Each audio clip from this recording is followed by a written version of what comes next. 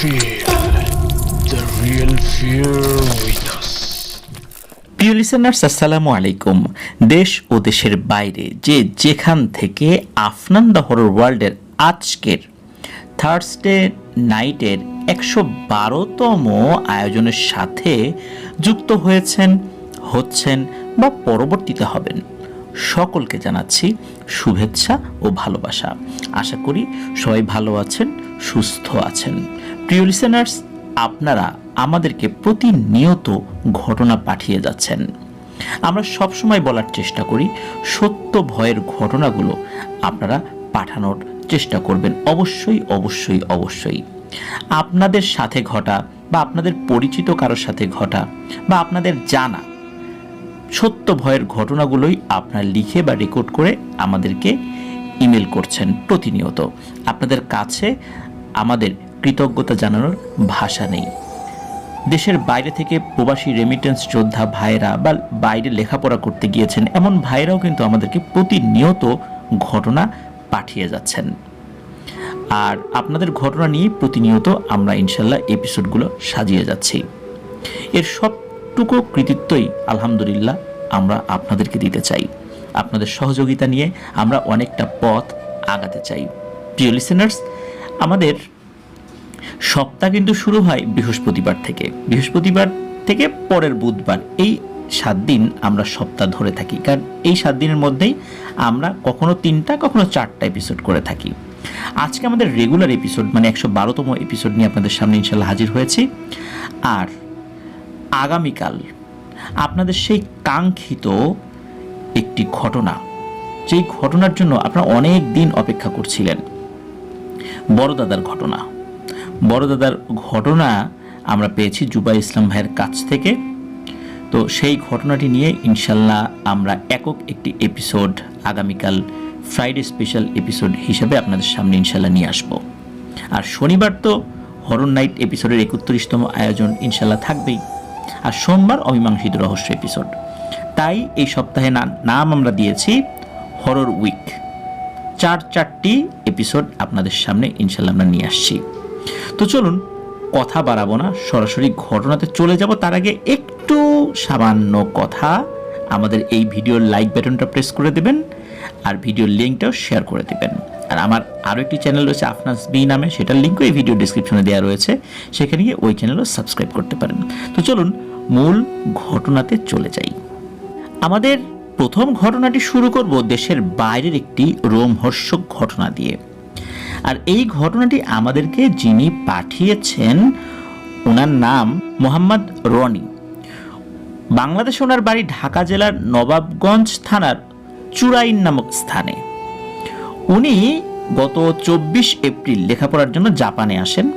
তো জাপানের উত্তর প্রান্তে মোরিওকা সিটি নামক একটা জায়গা রয়েছে, ওখানে বর্তমানে রয়েছেন এবং সেখানে লেখাপড়া করছেন।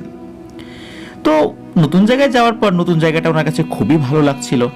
এই মোরিওকা সিটিতে বাংলাদেশের 50 থেকে 60 জনের মতো বসবাস করে। আর ওখানে আসার পর বাংলাদেশি অনেক বড় ভাইদের সাথেও ওনার পরিচয় হয়।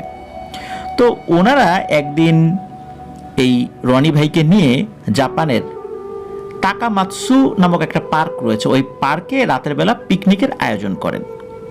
তো জাপানের কিন্তু বেশ কিছু নিয়ম রয়েছে, কিছু নিয়ম অত্যন্ত কড়া, যার কারণে মানুষ সুশৃঙ্খলভাবে চলাফেরা করে। যেমন জাপানের নিয়ম হচ্ছে কেউ ময়লা কিংবা রান্নার উচ্ছিষ্টগুলো বাইরে ফেলতে পারবে না। এগুলো ফেলানোর জন্য কিন্তু নির্দিষ্ট বক্স রয়েছে, ঠিক সেই বক্সেই ফেলতে হবে।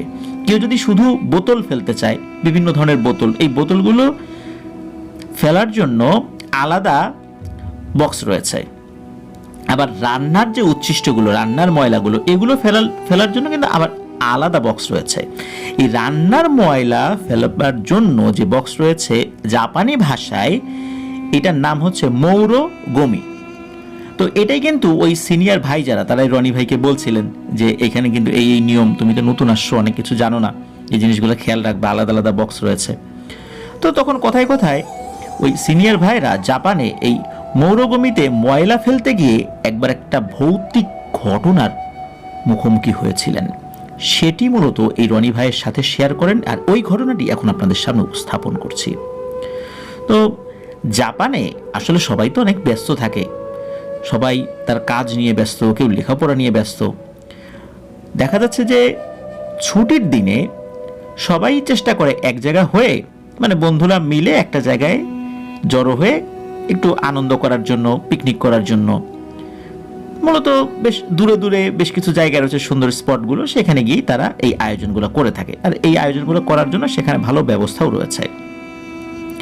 তো ঘটনাটি ঘটেছিল গত বছর আর কি, মানে 2023-এ। এই মোরিওকা সিটির পাশের একটা সিটি রয়েছে, এই সিটিটার নাম হচ্ছে আকিতা সিটি। এই আকিতা সিটির এক সমুদ্র পাড়ে পিকনিক করবে বলে ওই বড় ভাইয়েরা সিদ্ধান্ত নিয়েছিলেন। মোরিওকা থেকে আকিতার দূরত্ব 114 কিলোমিটার। তো তারা তাদের গন্তব্যের যে জায়গাটা, ওখানে গিয়ে কিছুক্ষণ ঘোরাঘুরি করে রান্না বাড়া শুরু করে দিয়েছে। তো রান্না শেষ করে খাওয়া দাওয়াও শেষ করে। তো যা যা তাদের ছিল সেগুলো দিয়েই তারা খাওয়া দাওয়া করে। আর রান্না শেষে সব কিছু পরিষ্কার পরিচ্ছন্ন করতে হয়, কিন্তু ওখানে এলোমেলো করে রাখার কোনো সুযোগ নেই। অন্য কেউ এসে কিন্তু পরিষ্কার করে দিয়ে যাবে না। এই যে সমস্ত উচ্ছিষ্টগুলো ছিল, ময়লা যেগুলো হয়েছে, সব কিছু পরিষ্কার করে একটা ময়লার বিশেষ ব্যাগে ওনারা রাখছিলেন আর কি।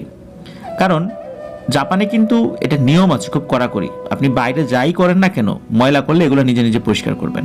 আর তা যদি না করেন তাহলে কিন্তু সিসিটিভি ফুটেজ থেকে শুরু করে নিয়ে আরও অন্যান্য প্রমাণ তারা জোগাড় করে এই পুলিশগুলো কিন্তু আপনার বিরুদ্ধে অ্যাকশন নিতে পারে। তো এই কারণে ওনারা সেই কাজগুলোই করছিলেন। কিন্তু প্রবলেম যেটা হলো যে ওনারা যেখানে বসে খাবার দাবার খেয়েছিলেন বা রান্না করেছিলেন, ওখানে আশেপাশে ওই যে মৌরগমি, যেখানে শুধু রান্নার ময়লাগুলো ফেলা হয়, ওইগুলোর বক্স ছিল না। এখন কি করবে? এখানে তো এগুলো রেখে যাওয়া যাবে না। এই জন্য যেই মোটা পলিথিনের ভিতরে ওই জিনিসগুলো রেখেছিলাম, আমরা অনেক সময় দেখি বিভিন্ন রেস্টুরেন্ট বা হোটেলগুলোতে বা বিভিন্ন ক্লিনিকগুলোতে এক ধরনের বড় লম্বা মোটা পলিথিন থাকে, ওর ভিতরে অনেক ময়লা একসাথে ঢোকানো যায়। তো এরকম একটা পলিথিনের মধ্যে ওনারা ওই ময়লাগুলো ঢোকার পরে গাড়ির পেছনে রাখেন। চিন্তা করেছিলেন যে পথে যখন যাওয়ার পথে এইরকম বক্স যদি পাওয়া যায়, যে মৌরগমি বক্স যদি পাওয়া যায়, ওর মধ্যে ওনারা এটা ফেলে দিবেন। তো ওনারা আসলে একদম গ্রাম সাইডের দিকে গিয়েছিলেন, তো ওই দিকটাতে রাস্তায় মানুষজন কম থাকে আর কি। তো ওনারা আবার ফেরার সময় জঙ্গলের রাস্তা দিয়ে ওই মোরিওকা সিটির দিকে ফিরছিলেন। সমস্যাটা শুরু হয় ওই আকিতা সিটির একটা ব্রিজ রয়েছে, সেটার নামও আকিতা ব্রিজ। ওই আকিতা ব্রিজ থেকে হঠাৎ করে তাদের গাড়ির স্পিডটা কমতে শুরু করে। গাড়ির গতি মনে হচ্ছে 20 কিলোমিটার পার আওয়ার চলছে, অথচ কিন্তু মিটারে শো করছে 70 কিলোমিটার পার আওয়ার। আর ওখানে কিন্তু যেই নির্দিষ্ট স্পিড দেয়া থাকে বিভিন্ন সাইনবোর্ড, যে এই স্পিডের উপরে গাড়ি চালানো যাবে না, ওই স্পিডেই চালাতে হয়। চাইলেও আপনি বেশি জোরে চালাতে পারবেন না, তাহলে কিন্তু মামলা হয়ে যাবে। এই জন্য ওনারা কিন্তু ওই জায়গার নিয়ম অনুযায়ী 70 কিলোমিটার স্পিডে গাড়ি চালাচ্ছিলেন, কিন্তু গাড়িটা অনেক আস্তে চলছে। একটা বাইসাইকেল চালিয়েও কিন্তু এর আগে চলে যাওয়া যায়। গাড়িটা তো অনেক ভারী মনে হচ্ছিল তাদের কাছে, মনে হচ্ছে যে গাড়িটা প্রচন্ড ভারী। কিন্তু এই লোকগুলোই তো এসেছিলেন, আবার গাড়িটা আরো হালকা হয়ে যাওয়ার কথা, কারণ আসার সময় রান্নার যে উপকরণগুলো নিয়ে এসেছিলেন সেগুলো তো খাওয়া দাওয়া হয়ে গেছে। হ্যাঁ, এটা সত্য যে কিছু উচ্ছিষ্ট ওনারা নিয়ে এসেছেন, কিন্তু সেগুলোর ভার তো এত না, গাড়ি তো এত ভারী হওয়ার কথা না। তো ওনারা একটু ভয় পাচ্ছিলেন যে ঘটনাটা কি, গাড়ির কোনো সমস্যা না তো, কিন্তু গাড়ি কিন্তু কোনো সমস্যা হওয়ার কথা না। জাপানি গাড়িগুলো কিন্তু এমনিতেও অনেক ভালো। ওনাদের মনের মধ্যে এক অজানা ভয় কাজ করছিল। ওনাদের কাছে মনে হচ্ছিল এই গাড়িতে ওনারা ছাড়াও অন্য কেউ আছে। তো আকিতা ব্রিজ থেকে একটু সামনে যাওয়ার পর যেই ভাই গাড়ি ড্রাইভ করছিলেন, উনি হঠাৎ করে ব্রেক ধরেন। হঠাৎ করে এভাবে হার্ড ব্রেক ধরার কারণ হিসাবে পিছনের যারা ছিল বা পাশে ছিল, এই বললো যে এই কি ব্যাপার, হঠাৎ করে এরকম ব্রেক ধরলা কেন? কারণ হঠাৎ করে ব্রেক ধরার পর ওনারা সামনের দিকে হঠাৎ করে ঝুঁকে পড়েছিলেন, অনেক একটু ঘুম ঘুম ভাব চলে আসছিল, তখন তো রাত। কিন্তু এরকম আচমকা হঠাৎ ব্রেক ধরার কারণে ওনারা সবাই নড়ে চড়ে বসেন, অনেকের কপালে একটু আঘাতও লাগে, তবে ওরকম মেজর কিছু হয় নাই আর কি। তখন ওই যে ড্রাইভিং সিটে যে ভাই বসে আছে অন্যদেরকে বলে, এই দেখো সামনে আমি যেটা দেখতেছি তোমরাও কি সেটা দেখতেছো? তখন সবাই দেখে যে রাস্তার উপর একটা কাটা পা দাঁড়িয়ে আছে, মানে হাঁটু থেকে নিচের অংশ। এই পা দাঁড়িয়ে আছে, হাত পা কিচ্ছু নাই, কোনো শরীর নাই, অন্য আর একটা পাও নাই, শুধু একটা পাটা রক্তাক্ত, মানে যেখান থেকে কাটা ওখান থেকে রক্ত, তাজা রক্ত গড়িয়ে গড়িয়ে পড়ছে। তো এই দৃশ্য যখন সবাই দেখেছে গাড়ির মধ্যে, সবাই খুব ভয় পেতে থাকে। আর এদিকে এই ভয়ের মাত্রা বাড়িয়ে দিয়ে আরো ভয়ঙ্কর ঘটনা ঘটতে থাকে। সেটি হচ্ছে ওই রক্তাক্ত পাটা ব্যাঙের মতো লাফিয়ে লাফিয়ে ওই গাড়ির সামনে চলে আসছে, আর গাড়িটা ব্যাক গিয়ারে দিয়ে পেছন দিকে নেওয়ার চেষ্টা করছিলেন যিনি ড্রাইভিং সিটে বসেছিলেন, কিন্তু কোনোভাবেই ব্যাক গিয়ারে দিয়ে গাড়িটা পেছন দিকে উনি নিতে পারছিলেন না। তো ওই পাটা ধীরে ধীরে একদম গাড়ির কাছে চলে আসে, মানে গাড়ির যে লাইট, দুইটা লাইট সামনে, ওই লাইটের ঠিক মিডিলে, একদম গাড়ির বাম্পারের যেই জায়গাটা থাকে আর কি, আমরা বাংলাদেশে যে বাম্পারগুলো দেখি যেখানে থাকে, একদম ওই জায়গাতে চলে আসে। আর ওখানে আসার পরই আর একটা ভয়ানক ঘটনা ঘটতে থাকে। ওনারা দেখতে থাকেন ওই এক পায়ের উপরে আস্তে আস্তে শরীর গজাচ্ছে, মানে ওই পাটা আস্তে আস্তে বড় হচ্ছে, ওই পা থেকে একটা লোম ভর্তি একটা অবয়ব দাঁড়িয়ে যায়, পুরো একটা ভয়ঙ্কর এক জানোয়ারের রূপ ধারণ করে। কিন্তু এটা কোন ধরনের প্রাণী এইটা ওনারা বুঝতে পারছিলেন না, এই ধরনের প্রাণী আগে কখনো ওনারা দেখেন নাই। আর এই প্রাণীটা পূর্ণাঙ্গ রূপ ধারণ করার পরপরই হঠাৎ করেই হাওয়ায় মিলিয়ে যায়। আর হাওয়ায় মিলিয়ে যাওয়ার সাথে সাথে চারদিক থেকে নানান ধরনের ভয়ঙ্কর আওয়াজ ওনারা গাড়ির ভেতর থেকে শুনতে পাচ্ছিলেন। হঠাৎ করে কি হয়, ওনাদের গাড়িটা কাঁপাকাঁপি শুরু হয়, মনে হচ্ছে কেউ ওই গাড়িটা ধরে ঝাঁকাচ্ছে। ওনারা তো প্রচন্ড ভয় পাচ্ছেন যে হায় আল্লাহ, কি হচ্ছে, আজকে মনে হয় ওনাদের জীবনের শেষ, কারণ ভয়ঙ্কর কোনো প্রাণীর আক্রমণের শিকার ওনারা হতে যাচ্ছেন। হঠাৎ করে এরকম এক পা থেকে সেখানে একটা অবয়ব দাঁড়িয়ে যাওয়া, হঠাৎ করে সেটা মিলিয়ে যাওয়া, আবার চারদিকে ভয়ঙ্কর আওয়াজ, আবার গাড়িটা নড়াচড়া করছে। এই ধরনের বিভীষিকাময় পরিস্থিতিতে ওনারা আসলে কি করবেন বুঝতে পারছিলেন না। ওনাদের মুখ দিয়ে কথাই বন্ধ হয়ে গেছে, কি করবেন ওনাদের আসলে কিছুই মাথায় আসছে না। তবে ড্রাইভিং সিটে যিনি বসা ছিলেন উনি কিন্তু সামনের দিকে গাড়ি চালানোর চেষ্টা করছেন, যখনই আর কি ওই অবয়বটা মিলিয়ে গিয়েছিল, কিন্তু পারছিলেন না। হঠাৎ করে কি হয়, ওই গাড়িটা চলা শুরু করে। তবে ড্রাইভিং সিটে যিনি বসেছিলেন ওনার নাম ছিল আব্দুর রহিম।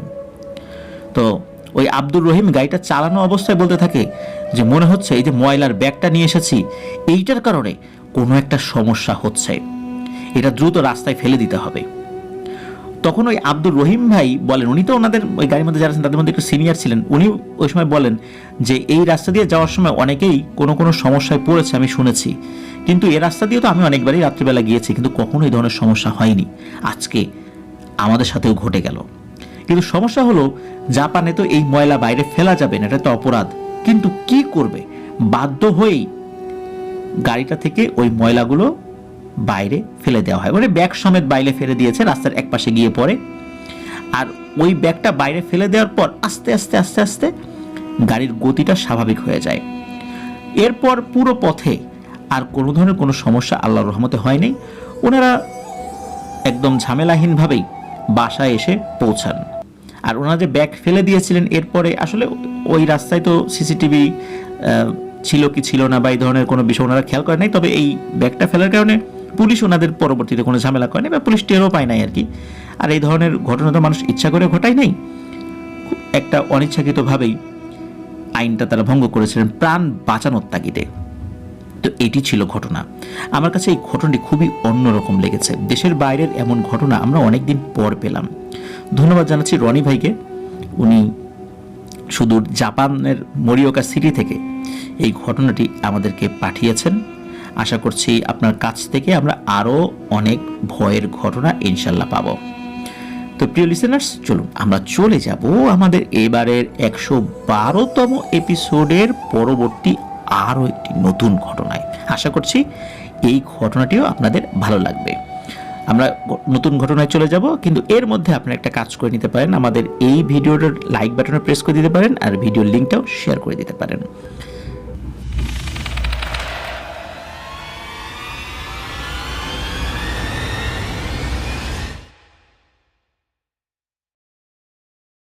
আবারও স্বাগতম জানাচ্ছি প্রিয় লিসেনার্স আমাদের 112তম এপিসোডের নতুন আরও একটি ঘটনায়।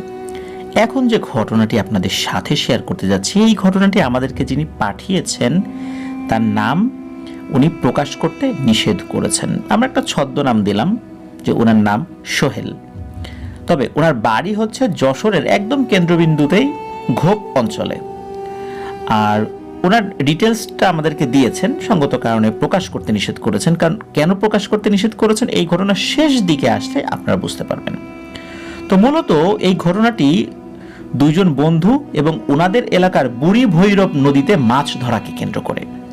ঘটনাটি শোনার পর আপনারা সত্যি অবাক হবেন, এটা আমাকে বলতে হবে, কারণ এই ঘটনার মধ্যে একটা বিশেষ জায়গায় একটা টুইস্ট রয়েছে, যেটা হয়তো বা আপনারা এই টাইপের কোনো ঘটনায় আগে কখনো শুনেছেন বলে আমার মনে হয় না। তো চলুন মূল ঘটনাতে চলে যাই। এই ঘটনাটার সময়কাল 2017 সালে। তখন যশোরে ভারী বৃষ্টিপাতের কারণে নদীর পানি উপচে নিকটবর্তী যে স্থানগুলো রয়েছে সেখানে পানি ঢুকে পড়েছে। আর নদীর যে মাছগুলো ছিল বা আশেপাশে যে সমস্ত ঘেরগুলো ছিল সেগুলোর থেকে মাছগুলো বেরিয়ে গিয়ে চারদিকে ছড়িয়ে পড়েছে। তো স্থানীয় মানুষ যারা আছেন তারা যে যেভাবে পারছে মাছ ধরার সামগ্রী দিয়ে মাছ ধরছে। তো নদীর পার্শ্ববর্তী স্থানে বসবাসকারী দুইজন যুবক, ওরাও নদী থেকে মাছ ধরার আশায় কারেন্ট জাল সাথে নিয়ে নদীর কোন একটা জায়গায় ওই কারেন্ট জাল পাতার উদ্দেশ্যে বেরিয়ে পড়েছেন। তখন সময়টা আনুমানিক বেলা 11টা, একদম দিনের বেলা কিন্তু। আর কারেন্ট জাল পাতার পর ওরা ওই কারেন্ট জালটা মানে তাদের যে নির্দিষ্ট জায়গা ওখানে পেতেছেনও। এরপর তারা দুই বন্ধু ঠিক করে যে ছোট একটা নৌকা নিয়ে আশেপাশে একটু ঘুরবে। তো ওখানে ছোট নৌকাগুলোতে এক দুইজনের বেশি চড়া যায় না, আর স্থানীয়ভাবে ওই নৌকাগুলোতে ডিঙি বা ডোঙ্গা বলে থাকে আর কি। তো ওরা যে ভাবা সেই কাজ, ওরকম চিন্তা করে একটা ডোঙ্গা খুঁজতে বেরিয়ে পড়ে। কারণ ওনাদের সাথে তো ওই সময় কিন্তু ওই ডোঙ্গা ছিল না। তো যশোরের ওই দড়াটানা যে ব্রিজ রয়েছে, যারা যশোরে আছেন তারা একটা চিনে থাকবেন, দড়াটানা একটা জায়গা। ওই দড়াটানা ব্রিজের নিচে এক জেলে বসবাস, মানে ওইখানে বসবাস বলতে কি ওই আশেপাশেই থাকতো আর কি। তো ওখানে একটা জেলে বৃদ্ধ চাচার একটা ডোঙা মোটামুটি অধিকাংশ সময় থাকতো। তো ওরা আবার দুজন জানতো এটা। তো ওরা ওই বৃদ্ধ চাচার কাছে গিয়ে বলে যে চাচা আপনার এই ডোঙাটা একটু দেন, একটু ঘোরাঘুরি করে চলে আসবো। তো চাচা আবার ওই দুজনকে চিনতো, স্থানীয় ছেলে পেলে, তো ছেলে দুটো ভালো ছিল, ওরা যে ডোঙা নিয়ে চলে যাবে অন্য কোথাও বিষয়টা এরকম না। তখন বলে আচ্ছা ঠিক আছে বাবা যাও, তো খুব বেশি দূরে যাও না। আর একটা কথা, এখান থেকে একটু দূরে ওই পাশটাতে অনেক পুরনো একটা কুয়া রয়েছে।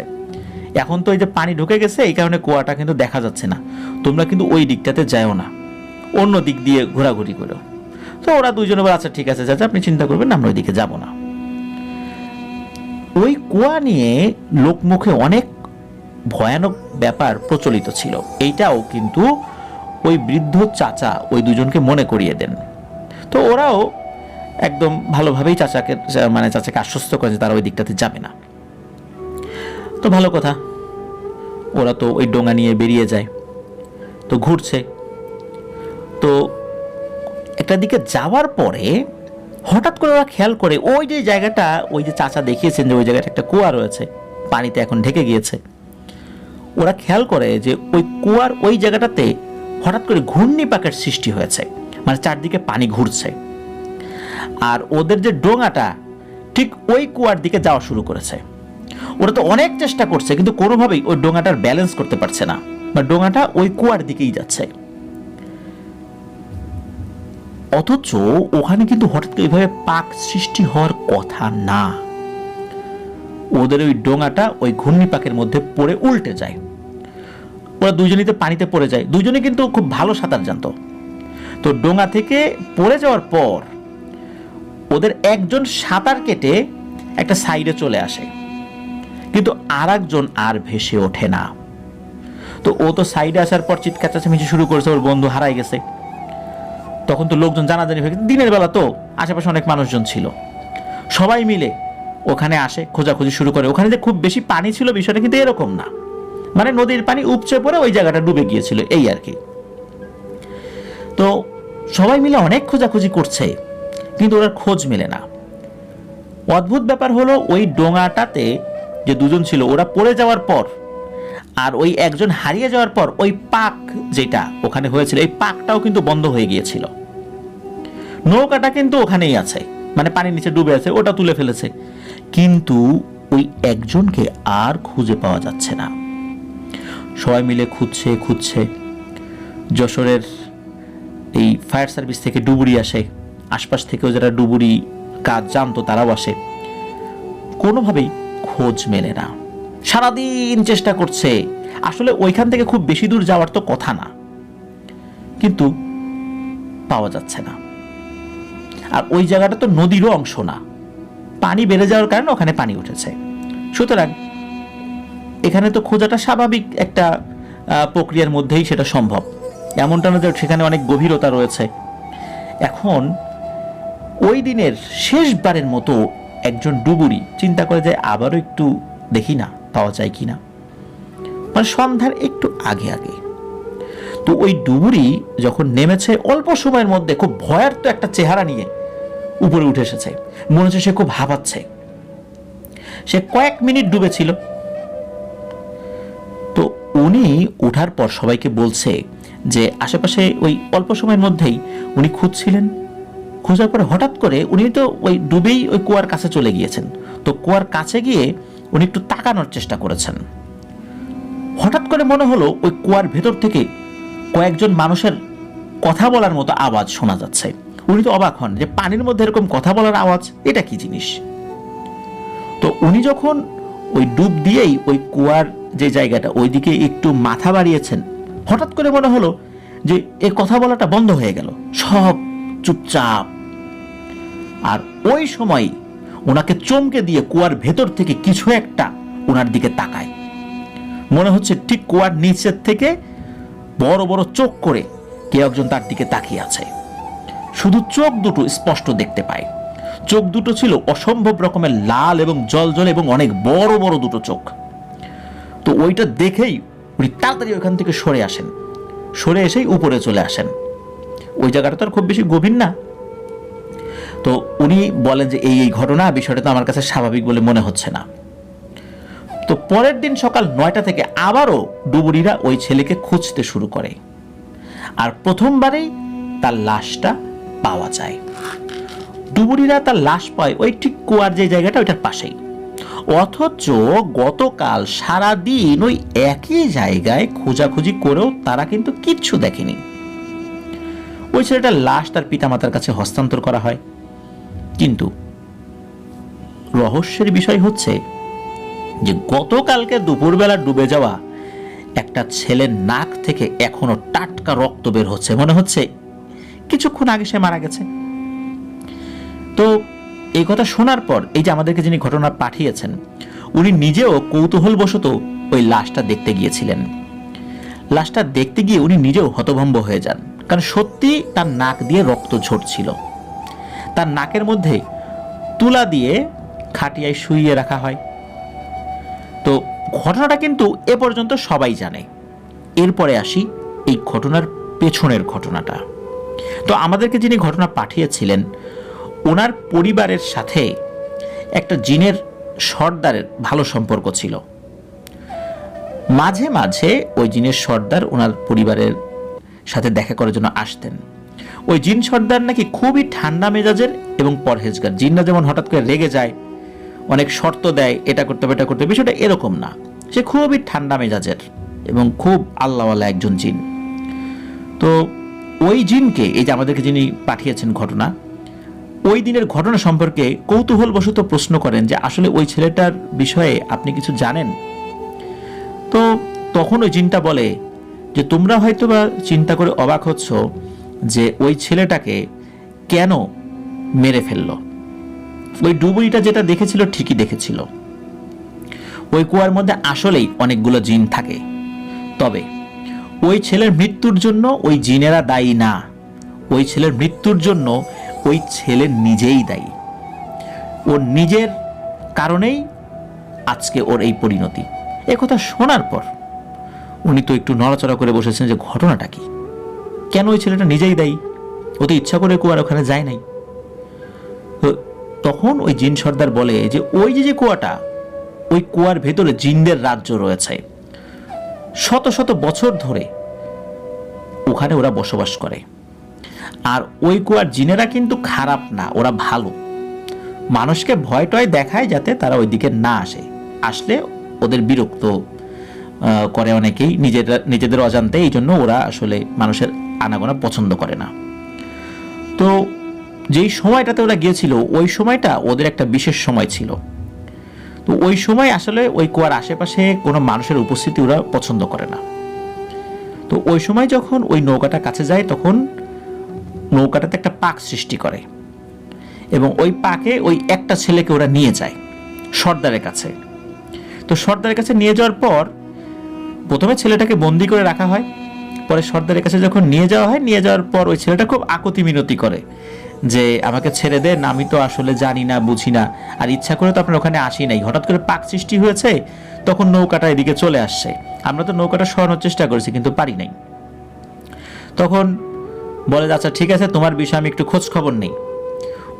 ওই সময়ই নাকি ওই সর্দার ওই ছেলের উপস্থিতিতেই কয়েকজন জিনকে বলে যে ওই ছেলেটার একটু খোঁজ খবর নিয়ে আসো তো, ওই ছেলে যেগুলো বলছে আর ওর যে হিস্ট্রি, ওর পরিবার বা ওর সম্পর্কে একটু খোঁজ খবর নিয়ে আসো। অল্প সময়ের মধ্যেই ওই জিনেরা এসে হাজির হয় এবং বলে যে সর্দার ও আসলে ঠিকই বলছে, ও ভালো, ছেলেটা ভালো, ওর পরিবারও ভালো, আর ও আমাদেরকে আসলে বিরক্ত করে নাই, আমরা একটু আতঙ্ক সৃষ্টি করার জন্য পাক সৃষ্টি করেছিলাম, ও ওর মধ্যে পড়ে গেছে, এরপরে কুয়ার মধ্যে চলে আসে, তারপর আমরা একে ধরে নিয়ে আসছি। তখন ওই জিন সর্দার বলে যে ঠিক আছে, তুমি তো এখানে চলে আসছো, তোমার রিপোর্টটা ভালো পেলাম, তো তোমাকে ছেড়ে দিব। তো এখানে বলে রাখা ভালো যে ওই ছেলেটি যেদিন ডুবেছিল ওর 3 দিন পরে ছিল ঈদ। তখন ওই জিন সর্দার বলে যে যেহেতু তোমার কোনো রিপোর্ট পাই নাই খারাপ, তোমাকে ছেড়ে দিব, আমার জিনেরা গিয়ে তোমাকে রেখে আসবে, কিন্তু খবরদার তোমার কাছে একটা বিশেষ নির্দেশনা আমি দিয়ে দিলাম, এখানে যেটা হয়েছে, যা যা কথা হয়েছে, তুমি কাউকে এই বিষয়ে বলতে পারবা না। সামনে ঈদ, পরিবারের সাথে গিয়ে আনন্দ করো, কিন্তু এখানকার কোনো কথা তুমি বলতে পারবা না।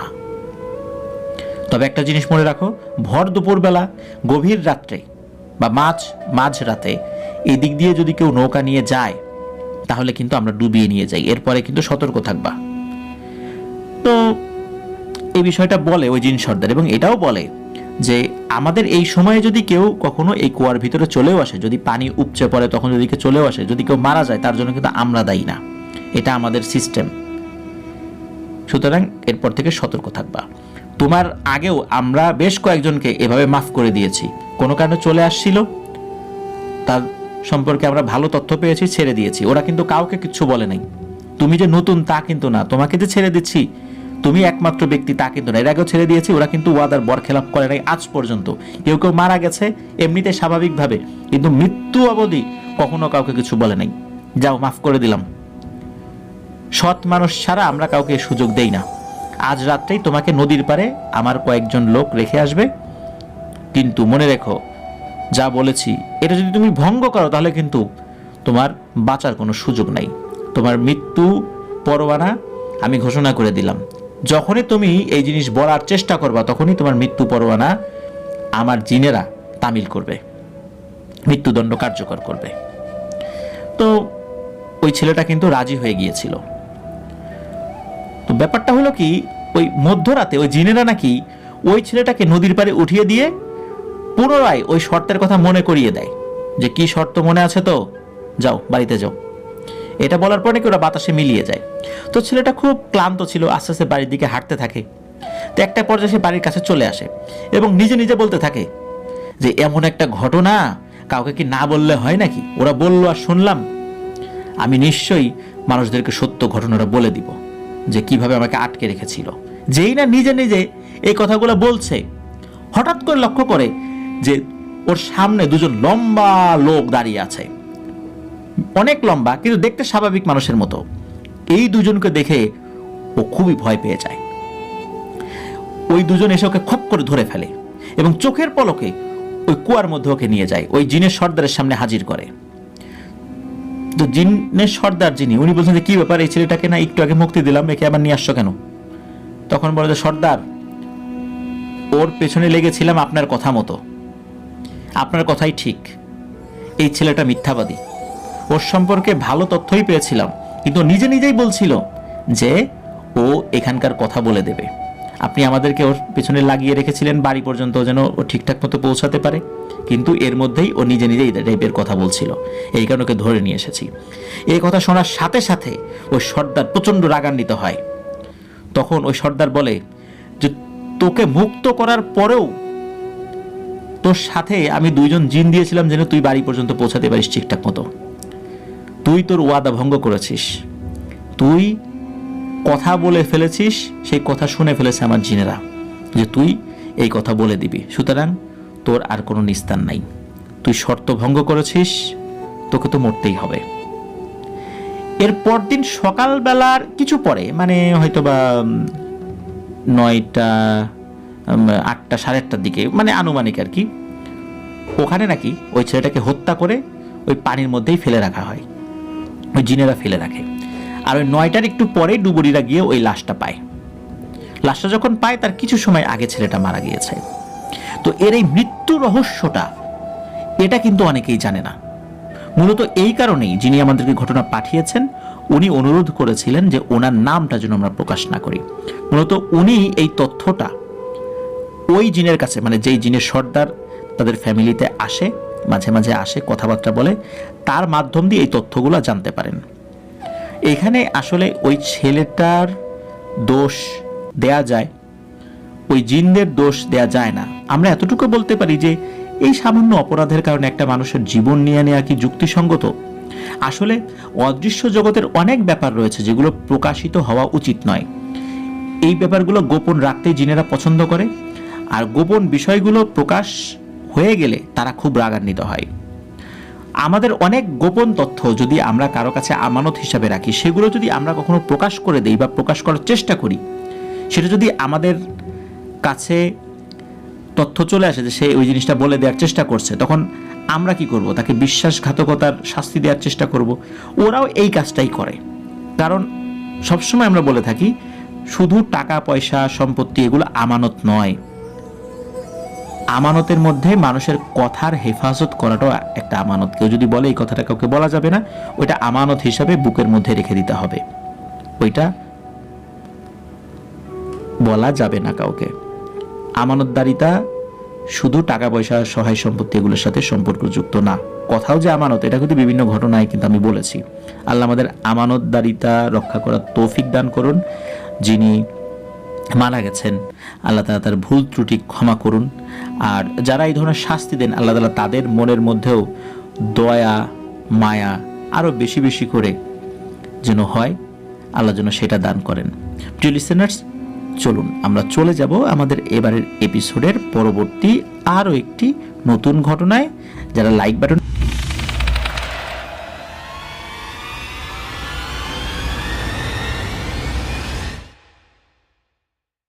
আরো স্বাগতম জানাচ্ছি প্রিয় লিসেনার্স আমাদের 112তম এপিসোডের নতুন আরও একটি ঘটনায়। এখন যে ঘটনাটি আপনাদের সাথে শেয়ার করব, এই ঘটনাটি আমাদেরকে যিনি পাঠিয়েছেন উনি এর আগেও আমাদেরকে ঘটনা পাঠিয়েছিলেন। আমাদের 98 নম্বর এপিসোডে ওনার একটি ঘটনা আমরা প্রচার করেছিলাম। ঘটনাটির শিরোনাম ছিল লাশ খেকো বুড়ি। উনি বর্তমানে ফরিদপুরের পুলিশ লাইন্স স্কুল অ্যান্ড কলেজে একাদশ শ্রেণীর একজন ছাত্র। তো চলুন মূল ঘটনাতে চলে যাই। তবে মূল ঘটনাতে যাওয়ার আগে ছোট্ট একটি ঘটনা দিয়ে শুরু করব, এরপরে মূল ঘটনাতে চলে যাব যাতে করে মূল ঘটনাটা বুঝতে সুবিধা হয়। তো আজকের ঘটনায় একটা বড় ডুমুর গাছ রয়েছে। তো এই ডুমুর গাছ কেন্দ্রিক ছোট্ট একটি ঘটনা দিয়ে শুরু করি। ওই ডুমুর গাছ কেন্দ্রিক অসংখ্য ছোট বড় ঘটনা রয়েছে। অল্প কিছুদিন আগে এই যে জিশানের খালাতো ভাইয়ের বন্ধু, তার নাম হচ্ছে রায়হান। এই রায়হান ছেলেটা রাস্তা দিয়ে হাতে একটা দড়ি নিয়ে দিনের বেলাতেই যাচ্ছিল ওই যে ওই ডুমুর গাছের ওই সাইডটা দিয়ে। মূলত ওই সাইডে একটা নদী রয়েছে, নদীর পাশেই ওই ডুমুর গাছটা রয়েছে। তো ওই ছেলেটা কিন্তু খুব হাসি খুশি সবার সাথে খুব ভালো করে কথা বলে, কিন্তু একদম চুপচাপ হাতে দড়ি নিয়ে হেঁটে যাচ্ছে। তো ওখানে আরও ওর বন্ধু বান্ধবরা ছিল, ওরা জিজ্ঞেস করে রায়হান কোথায় যাচ্ছিস? ও কোনো কথা বলে না। তো কয়েকবার জিজ্ঞেস করার পরে কোনো কথা বলে না, বলে এই দড়ি নিয়ে কোথায় যাস? তারপরও কোনো উত্তর দেয় না। তো এতবার বলার পরেও ও কোনো উত্তর দেয় না, বিষয়টা কিন্তু অন্যদের কাছে সন্দেহ লাগে। কারণ ওরা চিন্তা করে যে এরকম একটা ছেলে, আমাদের বন্ধু বান্ধব, এতবার করে ডাকলাম বললাম, ও কোনো উত্তর দিল না কেন, কোনো সমস্যা হলো কি না। তো দেখে যে ওই ছেলেটা ওই ডুমুর গাছের ওইদিকে যাচ্ছে। তো ওরা ওই বিষয়টা ওইখানেই স্থগিত রাখে। ওরা মূলত ওই পাশে একটা বাগান রয়েছে, মূলত কাঠের গাছ, মানে ফলের বাগান না, কাঠের গাছের একটা বাগান রয়েছে, বেশ দূরে দূরে এক একটা গাছ রয়েছে। তো মাঝে মাঝে ওখানে ওরা ক্রিকেট খেলে বা অন্যান্য খেলাধুলা করে। তো ওরা কি করেছে, ওইখানে খেলাধুলায় লিপ্ত হয়ে যায়। মূলত ক্রিকেট খেলছিল।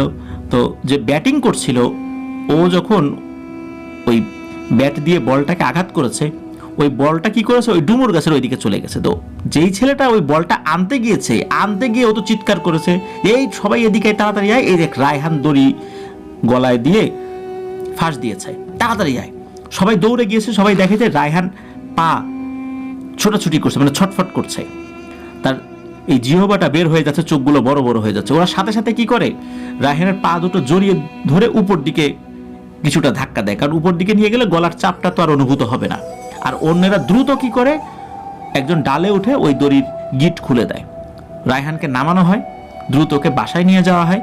তো আল্লাহর অশেষ রহমতে ও ওই যাত্রায় বেঁচে যায়। মানে ওই সময় খুব বড় ধরনের কোনো সমস্যা হয়নি, তবে গলায় টান লেগেছিল, ব্যথা লেগেছিল, এর থেকে বড় ধরনের কোনো সমস্যা হয়নি। ও ঘন্টা খানেকের মধ্যে স্বাভাবিক হয়ে যায়। কিন্তু স্বাভাবিক হয়ে যাওয়ার পর ও বিশ্রী ভাষায় সবাইকে গালি দিতে থাকে, ওর বাবাকে, মাকে, আশেপাশে যাকে দেখছে তাকে। তো বাড়ির সবার আর কারো বুঝতে বাকি থাকে না যে ভয়ানক কিছু একটা ঘটেছে ওর সাথে, তা না হলে এইভাবে ও সুইসাইড করতে যাবে কেন। তখন এলাকার একজন হুজুরকে নিয়ে আসা হয়, উনি ওকে দোয়া দুরুদ পরে ঝাড়ফুঁক করেন, কিছু রুকিয়া করে দেন, আল্লাহর রহমতে ঠিক হয়ে যায়। এরপরে ওর আর কোনো সমস্যা হয়নি। তো আসুন এইবার মূল ঘটনাতে চলে যাই। তো ঘটনাটি কিন্তু আসলে এই যে শরীয়তপুর জেলার জাজিরা উপজেলার একটি গ্রামের আর কি। এই যে ডুমুর গাছের কথা বললাম, এটা ওইখানকারই আর কি। তো আমাদেরকে যিনি ঘটনা পাঠিয়েছেন, ওনার খালাদের বাড়ি হচ্ছে ওইখানে। ওই ওনার যে খালার বাড়ি, ওই খালার তো ছেলেরা আছে আর কি। তো ওই খালাতো ভাইদের পাশের বাড়ির এক কাকির সাথে মূলত ঘটনা ঘটেছে। কাকির নামটা ঠিক করে বলতে পারেন নাই, এটা ওনার আসলে মনেও নাই। তো ওই জায়গার একটু বর্ণনা দেওয়া প্রয়োজন। মূলত যেই কাকির সাথে ঘটনা ঘটেছে, তো তাদের বাড়ির পাশে ছিল একটি মাটির গ্রাম্য রাস্তা। রাস্তার বাম পাশে এই কাকিদের বাড়ি, তারপর বিস্তৃত এক ধান ক্ষেত রয়েছে, তার পাশে 10 থেকে 12টা বাঁশ নিয়ে ছোট্ট একটা বাঁশঝোপ, 10 থেকে 12টা বাঁশ রয়েছে। আর ওই বাঁশঝোপের পাশেই আর একজন কাকির বাড়ি রয়েছে, তার নাম হলো রেনু কাকি নামে ওনারা ডাকতেন আর কি। তো আসুন এবার ঘটনার প্রেক্ষাপটে চলে যাই। তো গ্রামের মানুষ, আবার গেরস্ত বাড়ি, এই কারণে ওই কাকি কিন্তু সারাদিন খুব কাজে ব্যস্ত থাকতো, মানে যে কাকির সাথে মূলত ঘটনা ঘটেছে। তো ওই কাকিও তো সারাদিন অনেক কাজ করতেন, আর সন্ধ্যার দিকে একটু অবসর পেলে এই পাশের যেই বাড়িটা রয়েছে এই রেনু কাকির বাড়িতে যেতেন গল্প করতে। তো এমনই একদিন গল্প করে ফেরত আসার সময় রেনু কাকি কি করেছেন, ওনাকে ছোট্ট একটা বাটিতে একটু মাছের তরকারি দিয়েছেন। উনি যে রান্না করছিলেন, তো কাকিও ওখানে বসেছিল, এই জন্য ওনাকে একটু বাটিতে মাছের তরকারি দিয়েছেন, বাড়িটা আবার খুব সুন্দর করে ঢেকে দিয়েছেন। তো কাকি যখন ওই রেনু কাকির কাছ থেকে বিদায় নিয়ে ওনার বাড়িতে আসছিলেন, রাত তখন 8টার মতো বাজে, আনুমানিক 7:30, 8টা বা 8:15 এরকম কাছাকাছি হবে কোনো একটা সময়। তো যখন তিনি ওই বাঁশ ঝোপের কাছে এসেছেন, ওই যে 10-12টা ঝোপ, ওটা কিন্তু ভয়ঙ্কর কোনো ঝোপও না, 10-12টা বাঁশ আর কতটুকুই বড়, মানে কতটুকু ঝোপের সৃষ্টি করবে, তাই না?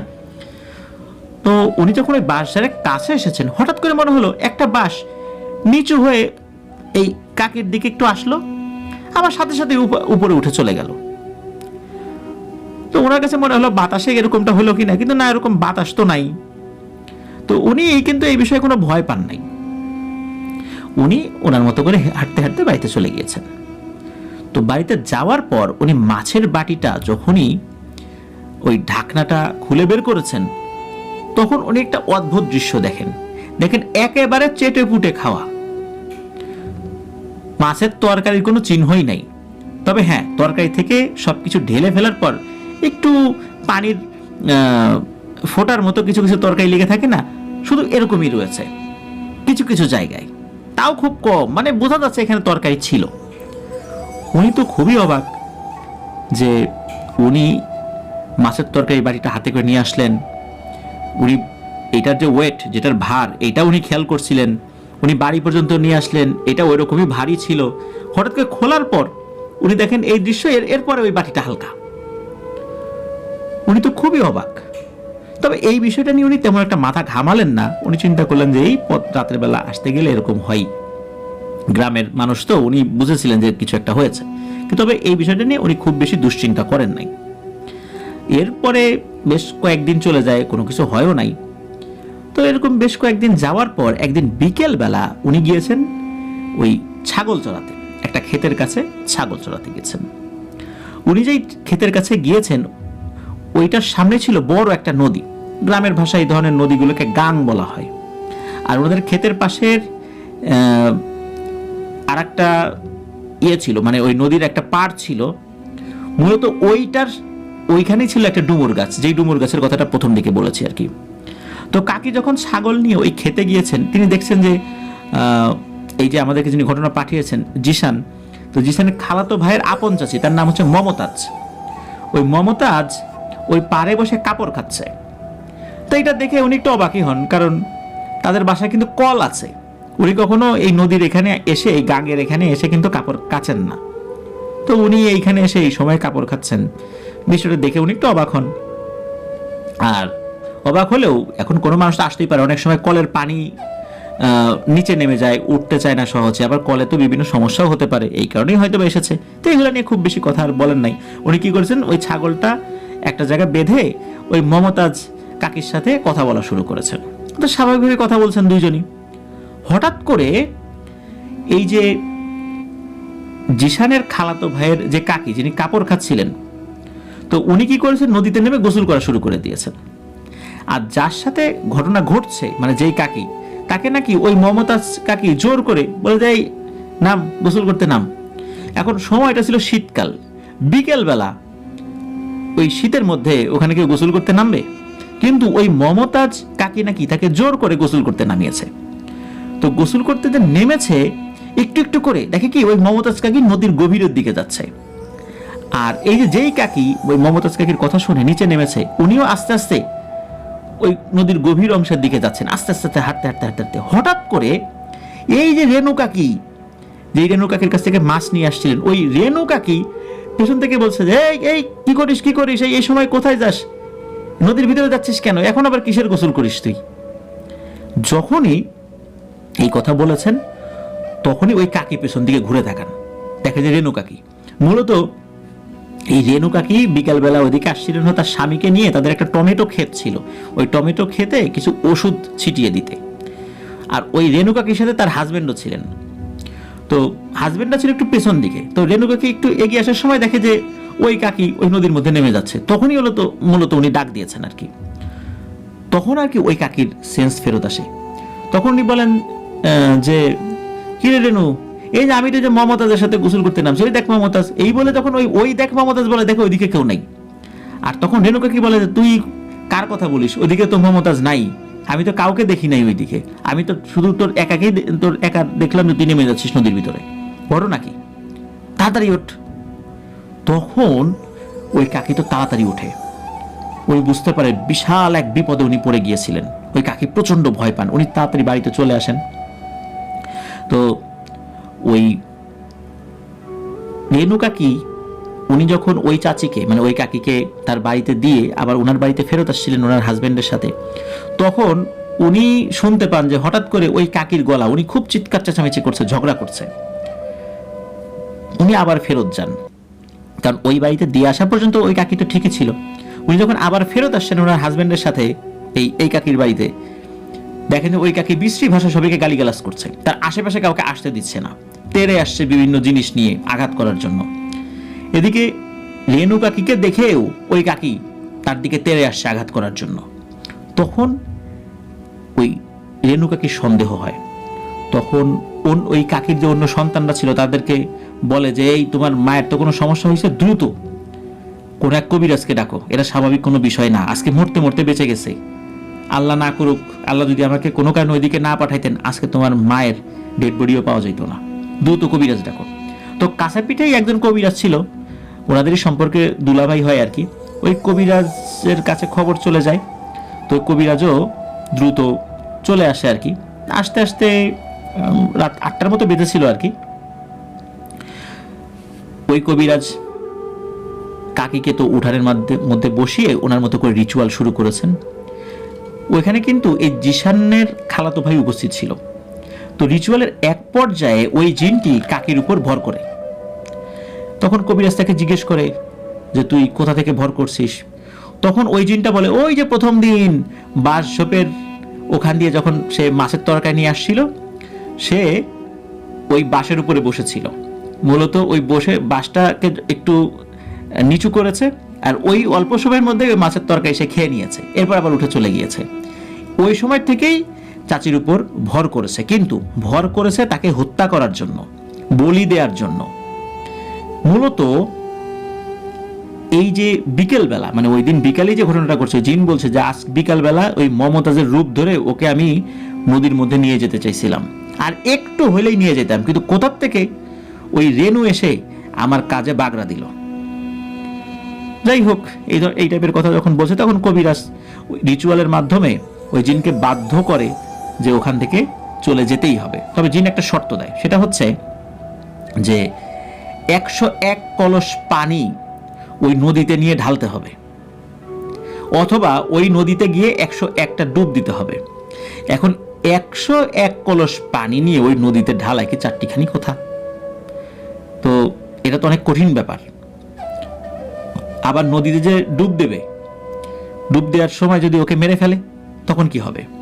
তো যাই হোক, কবিরাজ সবাইকে আশ্বস্ত করে যে না, কিছু হবে না, ওই জিনের কাছ থেকে ওয়াদা নিয়েছে, ওই জিনটা কোনো ক্ষতি করবে না। তবে পরিবারের সবাই বলে যে এই পানি নেওয়ার থেকে ও 101টা ডুব দেওয়াটাই ওর জন্য সহজ হবে। যেই না পরিবার থেকে এই কথা বলেছে, সাথে সাথে ওই কাকি কি করেছে, ওইখান থেকে এক দৌড় দিয়েছে নদীর দিকে। ওই রাতের বেলায় সবাই তো তার পিছু পিছু দৌড় দিয়েছে, নদীটা তো তাদের বাড়ি থেকে খুব বেশি দূরেও ছিল না। তো ওইখানে গিয়ে সে সরাসরি নদীর ভিতরে ঝাঁপ দিয়েছে। ঝাঁপ দেওয়ার পর সবাই দেখে যে ওই কাকি সমানে ডুব দিচ্ছে, এবং অনেকে সেটা গুনছে। সত্যি সত্যি যখন 101টা ডুব দেয়, ডুব দেওয়ার পর সেই নদীর থেকে উঠে আসে একা একাই। ওই সময় কিন্তু প্রচন্ড ঠান্ডা, সবাই শীতে কাঁপছে। ওই সময় তো সবাই যখন দৌড় দিয়েছে, কেউ তো আর শীতের কাপড় সাথে করে ওইভাবে নেয়ার সুযোগও পায় নাই। সবাই তো শীতের মধ্যে কাঁপাকাঁপি করছিল, ওদিকে কিন্তু ওই ঠান্ডা পানির মধ্যেই রাতের বেলা ওই নদীর পানিতে ওই কাকি একের পর এক ডুব দিয়েই যাচ্ছেন। তার মধ্যে শীতের কোনো অনুভূতি নেই।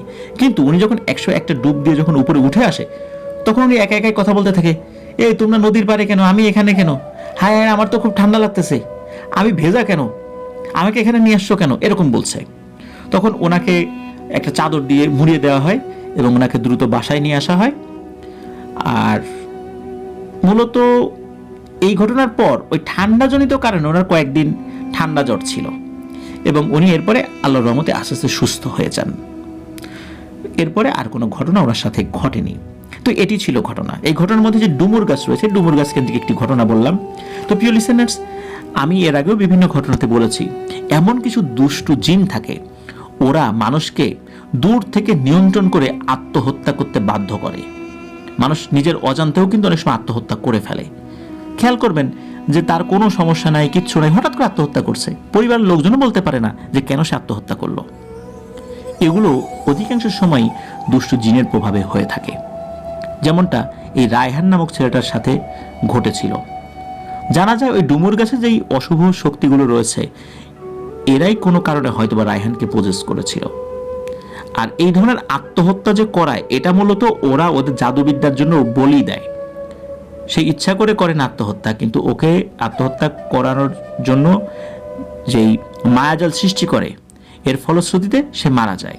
আর এটাকে ওরা বলি হিসাবে নেয়, যার ফলশ্রুতিতে ওরা ওদের জাদুবিদ্যাটা আরো উন্নত করে। প্রিয় লিসেনার্স, এই জিনের প্রভাবে আত্মহত্যা করে এরকম ঘটনাগুলো সাধারণত খুব কম হয়। তো এটা আপনারা শুনলেও বুঝতে পারবেন বিভিন্ন সময়ে আপনাদের আশেপাশে এই টাইপের যদি কোনো ঘটনা ঘটে থাকে, আপনারা নিজেরাও অনুভব করতে পারবেন যে আসলে ব্যাপারটা কী ছিল। তো ধন্যবাদ জানাচ্ছি জিশানকে, বেশ ভয়ের একটি ঘটনা আমাদের সাথে শেয়ার করেছেন। আশা করছি আপনার কাছ থেকে আরও অনেক ঘটনা পাবো। প্রিয় লিসেনার্স, চলুন আমরা চলে যাব আমাদের এবারের এপিসোডের পরবর্তী আরও একটি নতুন ঘটনায়। আরও স্বাগতম জানাচ্ছি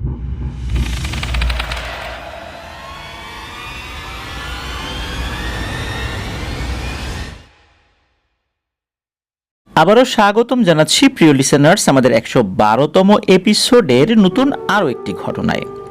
এখন যে ঘটনাটি আপনাদের সাথে শেয়ার করব, এই ঘটনাটি আমাদেরকে যিনি পাঠিয়েছেন উনি একজন রেমিটেন্স যোদ্ধা ভাই। উনি বর্তমানে রয়েছেন সংযুক্ত আরব আমিরাতের দুবাইয়ের আল কারামা নামক স্থানে। ওনার দেশের বাড়ি লক্ষ্মীপুর জেলার রায়পুর উপজেলার রাখালিয়া গ্রামে। উনি মূলত একটি অডিও ক্লিপ পাঠিয়েছিলেন। অডিও ক্লিপটি আমি শুনলাম এবং শুনে আমি আমার মতো করে আপনাদের সামনে উপস্থাপন করার চেষ্টা করছি। প্রিয় লিসেনার্স, আপনারা অনেকেই অডিও ক্লিপ নিয়ে বিভিন্ন সময় পোস্ট করছেন, সবাই বলছেন যেন আমরা কারো অডিও ক্লিপ না চালাই। তো আমি কিন্তু শুরু থেকেই এই বিষয়ে খুবই স্ট্রিক্ট ছিলাম। শুধু একবার আপনাদের সকলের প্রিয় জুবায়ের ইসলাম ভাইয়ের একটি অডিও ক্লিপ আমি প্রচার করেছিলাম। এছাড়া কিন্তু আপনারা খেয়াল করবেন, সবসময় আমি নিজেই অডিও ক্লিপগুলো শুনে আমি আমার মতো করে আপনাদের সামনে উপস্থাপন করার চেষ্টা করি, আর সেটাই ইনশাল্লাহ সামনেও করার চেষ্টা করব। আপনারা অডিও ক্লিপ আকারেই পাঠান আর লিখে পাঠান, আমি সেগুলো আমার মতো করে আপনাদের সামনে উপস্থাপন করার চেষ্টা করব। এক একটা চ্যানেলের এক এক ধরনের পলিসি রয়েছে। আমাদের পলিসি হচ্ছে যে আমি আমার মতো করে ঘটনাগুলো আপনাদের সামনে শোনানোর চেষ্টা করব ইনশাল্লাহ। এটা হচ্ছে আমাদের চ্যানেলের পলিসি, এবং আমাদের পলিসিতে আমরা কোনো ধরনের বিশেষ প্রয়োজন ছাড়া সবসময় স্ট্রিক্ট থাকার চেষ্টা করব। হতে পারে যে আমি কোনো কারণে অসুস্থ হয়েছি, কোনো কারণে আমি রেকর্ড করতে পারিনি, বিভিন্ন ধরনের সমস্যা তো হতেই পারে, তাই না? এই ধরনের বিশেষ কোনো ব্যাপার ছাড়া ইনশাল্লাহ সব সময় আপনারা আমার মুখেই ঘটনা শুনতে পাবেন। তো চলুন মূল ঘটনাতে চলে যাই। তো ঘটনা যিনি পাঠিয়েছেন ওনার নাম হচ্ছে ফাহিম ভাই। উনি কোথায় থাকেন এটা তো আমরা বলেই দিলাম। মূলত উনি যখন ক্লাস 5-এ পড়েন তখন ঘটনাটি ঘটেছিল। ঘটনাটির সময়কাল 2010 সাল। তো উনি ক্লাস 5-এ পড়া অবস্থায় ওনার লিভারে মারাত্মক সমস্যা দেখা দিয়েছিল। বিভিন্নভাবে চিকিৎসা করা হয়েছিল, একরকম আশ্বাস ছেড়েই দিয়েছিলেন পরিবারের সদস্যরা। তারপরও আবার ঢাকায় নিয়ে এসে আরও উন্নত চিকিৎসা করানো হয়। আল্লাহর অশেষ রহমতে উনি পরিপূর্ণভাবে সুস্থ হয়ে যান আলহামদুলিল্লাহ। আবার উনি লেখাপড়ায় মন দেন, বাড়িতে ফেরত আসেন। তো যেই সময়টাতে উনি আবার ফেরত আসেন বাড়িতে চিকিৎসা শেষে, ওই সময়ে সুপারি এবং নারকেলের বেশ ভালো একটা সিজন ছিল। এই লক্ষ্মীপুর জেলাটা সুপারি এবং নারকেলের জন্য কিন্তু বেশ বিখ্যাত, এটা কিন্তু আমরা অনেকেই জানি। আর ওনাদের যেই রাখালিয়া গ্রাম, এই রাখালিয়া গ্রামের ছোট ছোট বাচ্চা কাচ্চারা করে কি, ওরা আজানের পরপরই উঠে যায়, ঘুম থেকে উঠে এই বিভিন্ন সুপারি বাগান, নারকেল বাগান এদিকে ঘুরে বেড়ায়। অনেক সময় যে শুকনো নারকেল বা ঝুনা নারকেল যেটাকে আমরা বলি, এগুলো পরে, তারপর সুপারি পরে নিচে, এগুলো তারা কুড়ায়, কুড়ানোর পরে এগুলো আবার বিক্রিও করে। তো এটা কিন্তু খুব যে টাকার প্রয়োজনে করে বিষয়টা এরকম না, বাচ্চারা উৎসবের মতো করে, এটা তাদের একটা আনন্দ, ওই আনন্দের জায়গা থেকে এই কাজটা করে। তো এইটা কিন্তু এই ফাহিম ভাই উনি নিজেও করতেন। উনি তো স্কুলে যাওয়া আবারও শুরু করে দিয়েছিলেন দীর্ঘ অসুস্থতার পর। তো ওনার এক বন্ধু ছিল, তার নাম হচ্ছে রনি। এই রনির বাড়ি কিন্তু তার বাড়ির একদম কাছেই, মানে পাশাপাশি বলতে হবে। এই রনি এবং ফাহিম ভাই ওনারা কিন্তু একসাথে স্কুলে যেতেন। তো ওনারা যেই জায়গাটা দিয়ে স্কুলে যেতেন, ওই জায়গায় একটা স্থানে আর কি, ওই পুরো জায়গার মধ্যে একটা স্থানে একটা বাঁশের সাঁকো ছিল। আর সাঁকোর এপাশ ওপাশ বেশ কিছু বড় বড় আম গাছ ছিল, বট গাছ ছিল। মানে বিষয়টা একটু হঠাৎ করে চিন্তা করলে একটু ভুতুড়ে মনে হয়। আর রাতের বেলা তো অবশ্যই ভুতুড়ে, দিনের বেলাতে ওরকম ভয়টর নাই। তো এই ফাহিম ভাই একটা বিষয় খেয়াল করতেন যে এই রনি যখন ওই সাঁকোর কাছে আসে, সে অদ্ভুতভাবে ওই যে আম গাছ বট গাছ ওই দিকটাতে তাকিয়ে থাকে, একবার আম গাছের দিকে তাকায়, একবার বট গাছের দিকে তাকায়। মানে ওই সময় সে যেন কেমন যেন অন্যমনস্ক হয়ে যায়। বেশ কিছুক্ষণ এরকম সে তাকাতাকি করে। এরপর এই যে ফাহিম ভাই উনি আবার বলে, এই রনি কি রে, কি হলো? তখন রনি মনে হচ্ছে একটা ঘোরের মধ্যে ছিল, ঘোরটা কেটে গেল। তখন একটু চমকে উঠে সে একটু স্বাভাবিক হয়ে যায়, তখন আবার স্কুলে চলে যায়। তো প্রায় সময়ই কিন্তু এই ঘটনাটা ঘটতো। তবে এই বিষয়টা কেন হতো এটা কিন্তু ফাহিম ভাই বুঝতে পারতেন না, কারণ ক্লাস 5-এ পড়া বাচ্চা, সে আর কতটুকুই বুঝবে, তাই না? তো এই ফাহিম ভাইয়ের আর একজন বন্ধু রয়েছে, তার নাম হচ্ছে ফাহাদ। তো এই ফাহাদের সাথে ফাহিম ভাইয়ের সম্পর্ক ভালো ছিল। তো ফাহাদ এবং ফাহিম ভাই ওনারা একত্রে কথা বলছেন, একটা পরামর্শ করছেন যে আমরা একটা ক্রিকেট ম্যাচ খেলবো বাজি ধরে। এখন বাজি ধরে খেলতে গেলে তো টাকা লাগবে, টাকা কোথায় পাওয়া যায়? তখন এই ফাহিম ভাই এই ফাহাদকে বললেন যে ফাহাদ, তুই একটা কাজ করবি, তুই আগামীকাল ফজরের আজানের পারলে আগেই চলে আসবি আমাদের বাসায়, আমাকে ডাক দিবি, আমরা দুজন মিলে সুপারি বাগানে যাব আর নারকেল বাগানে যাব। দুজন দুজনের মতো করে এই সুপারি এবং নারকেল তুলবো, মানে নিচে যেগুলো পড়ে থাকে এগুলো তুলে নিব, এগুলো বাজারে বিক্রি করে যে টাকা হয় ওই টাকা দিয়ে আমরা বাজিতে ক্রিকেট খেলবো। তো ফাহাদ তো রাজি। আর ফজরের আজানের আগে এই কারণে যেতে চেয়েছিলেন, কারণ ফজরের আজানের পরপরই কিন্তু অন্যান্য বাচ্চারাও কিন্তু চলে আসে। এই কারণে মূলত ফজরের আজানের আগে ওনারা গেলে আরো বেশি বেশি সুপারি পাবেন, নারকেল পাবেন, এরকম একটা চিন্তা ছিল আর কি। সুপারি বেশি পাওয়া যায়, নারকেল কম পাওয়া যায়। তো যেই রাত্রে আসার কথা ছিল ওই রাত্রে আর ফাহাদ আসে নাই। তো পরের দিন ফাহাদকে যখন জিজ্ঞেস করেন উনি, মানে ফাহিম ভাই জিজ্ঞেস করেন, কিরে ফাহাদ আসলি না কেন? তখন ফাহাদ বলে যে ঘুম থেকে উঠতে পারি নাই। তো পরের দিনও আসে না। পরের দিন জিজ্ঞেস করে বলে যে ঘুম থেকে উঠতে পারি নাই, তো দেরি হয়ে গেছিল, আর তখন এসে কি করবো, ততক্ষণে তো অন্য বাচ্চা কাচ্চারা তো চলে গেছে, এখানে সবাই ওটা তুলে নিয়ে গেছে। তো প্রায় প্রতিদিনই এরকম হয়, এরকম 3-4 দিন হয়, উঠতে পারে না। তো এরপরে এই ফাহিম বলে যে, এই তুই কি শুরু করলি, এইভাবে ঘুমাইলে চলবে, বাজিতে ম্যাচটা খেলবো না? তখন এই ফাহাদ বলে যে, যা, আজকে কথা দিলাম, আজকে অবশ্যই আসবো তোর বাড়িতে, এসে ডাক দিব। তো ওই রাত্রে সত্যি সত্যি ফজরের আজানের আগে ফাহাদ চলে আসে। ফাহাদ এসে এই ফাহিমকে ডাকতে থাকে, ফাহিম ভাইকে ডাকতে থাকে, এই ফাহিম, এই ফাহিম, ওট ওট। এবার অনেকক্ষণ ডাকাডাকি করার পরে মূলত এই ফাহিম ভাইয়ের ঘুম ভাঙে নাই, ঘুম আগে ভেঙেছিল ফাহিম ভাইয়ের আব্বার। তো উনি ঘুম থেকে জেগে গিয়েছেন, চিন্তা করছেন কিরে কে এলো। তো উনি দরজা খুলে দেখেন যে এই ফাহাদ দাঁড়িয়ে আছে। তখন ফাহাদকে বলে, কিরে বাবা তুই এত রাত্রে আসলি? বলে, হ্যাঁ আমাকে তো ফাহিম আসতে বলছিল, আপনি ওকে একটু ডাকেন।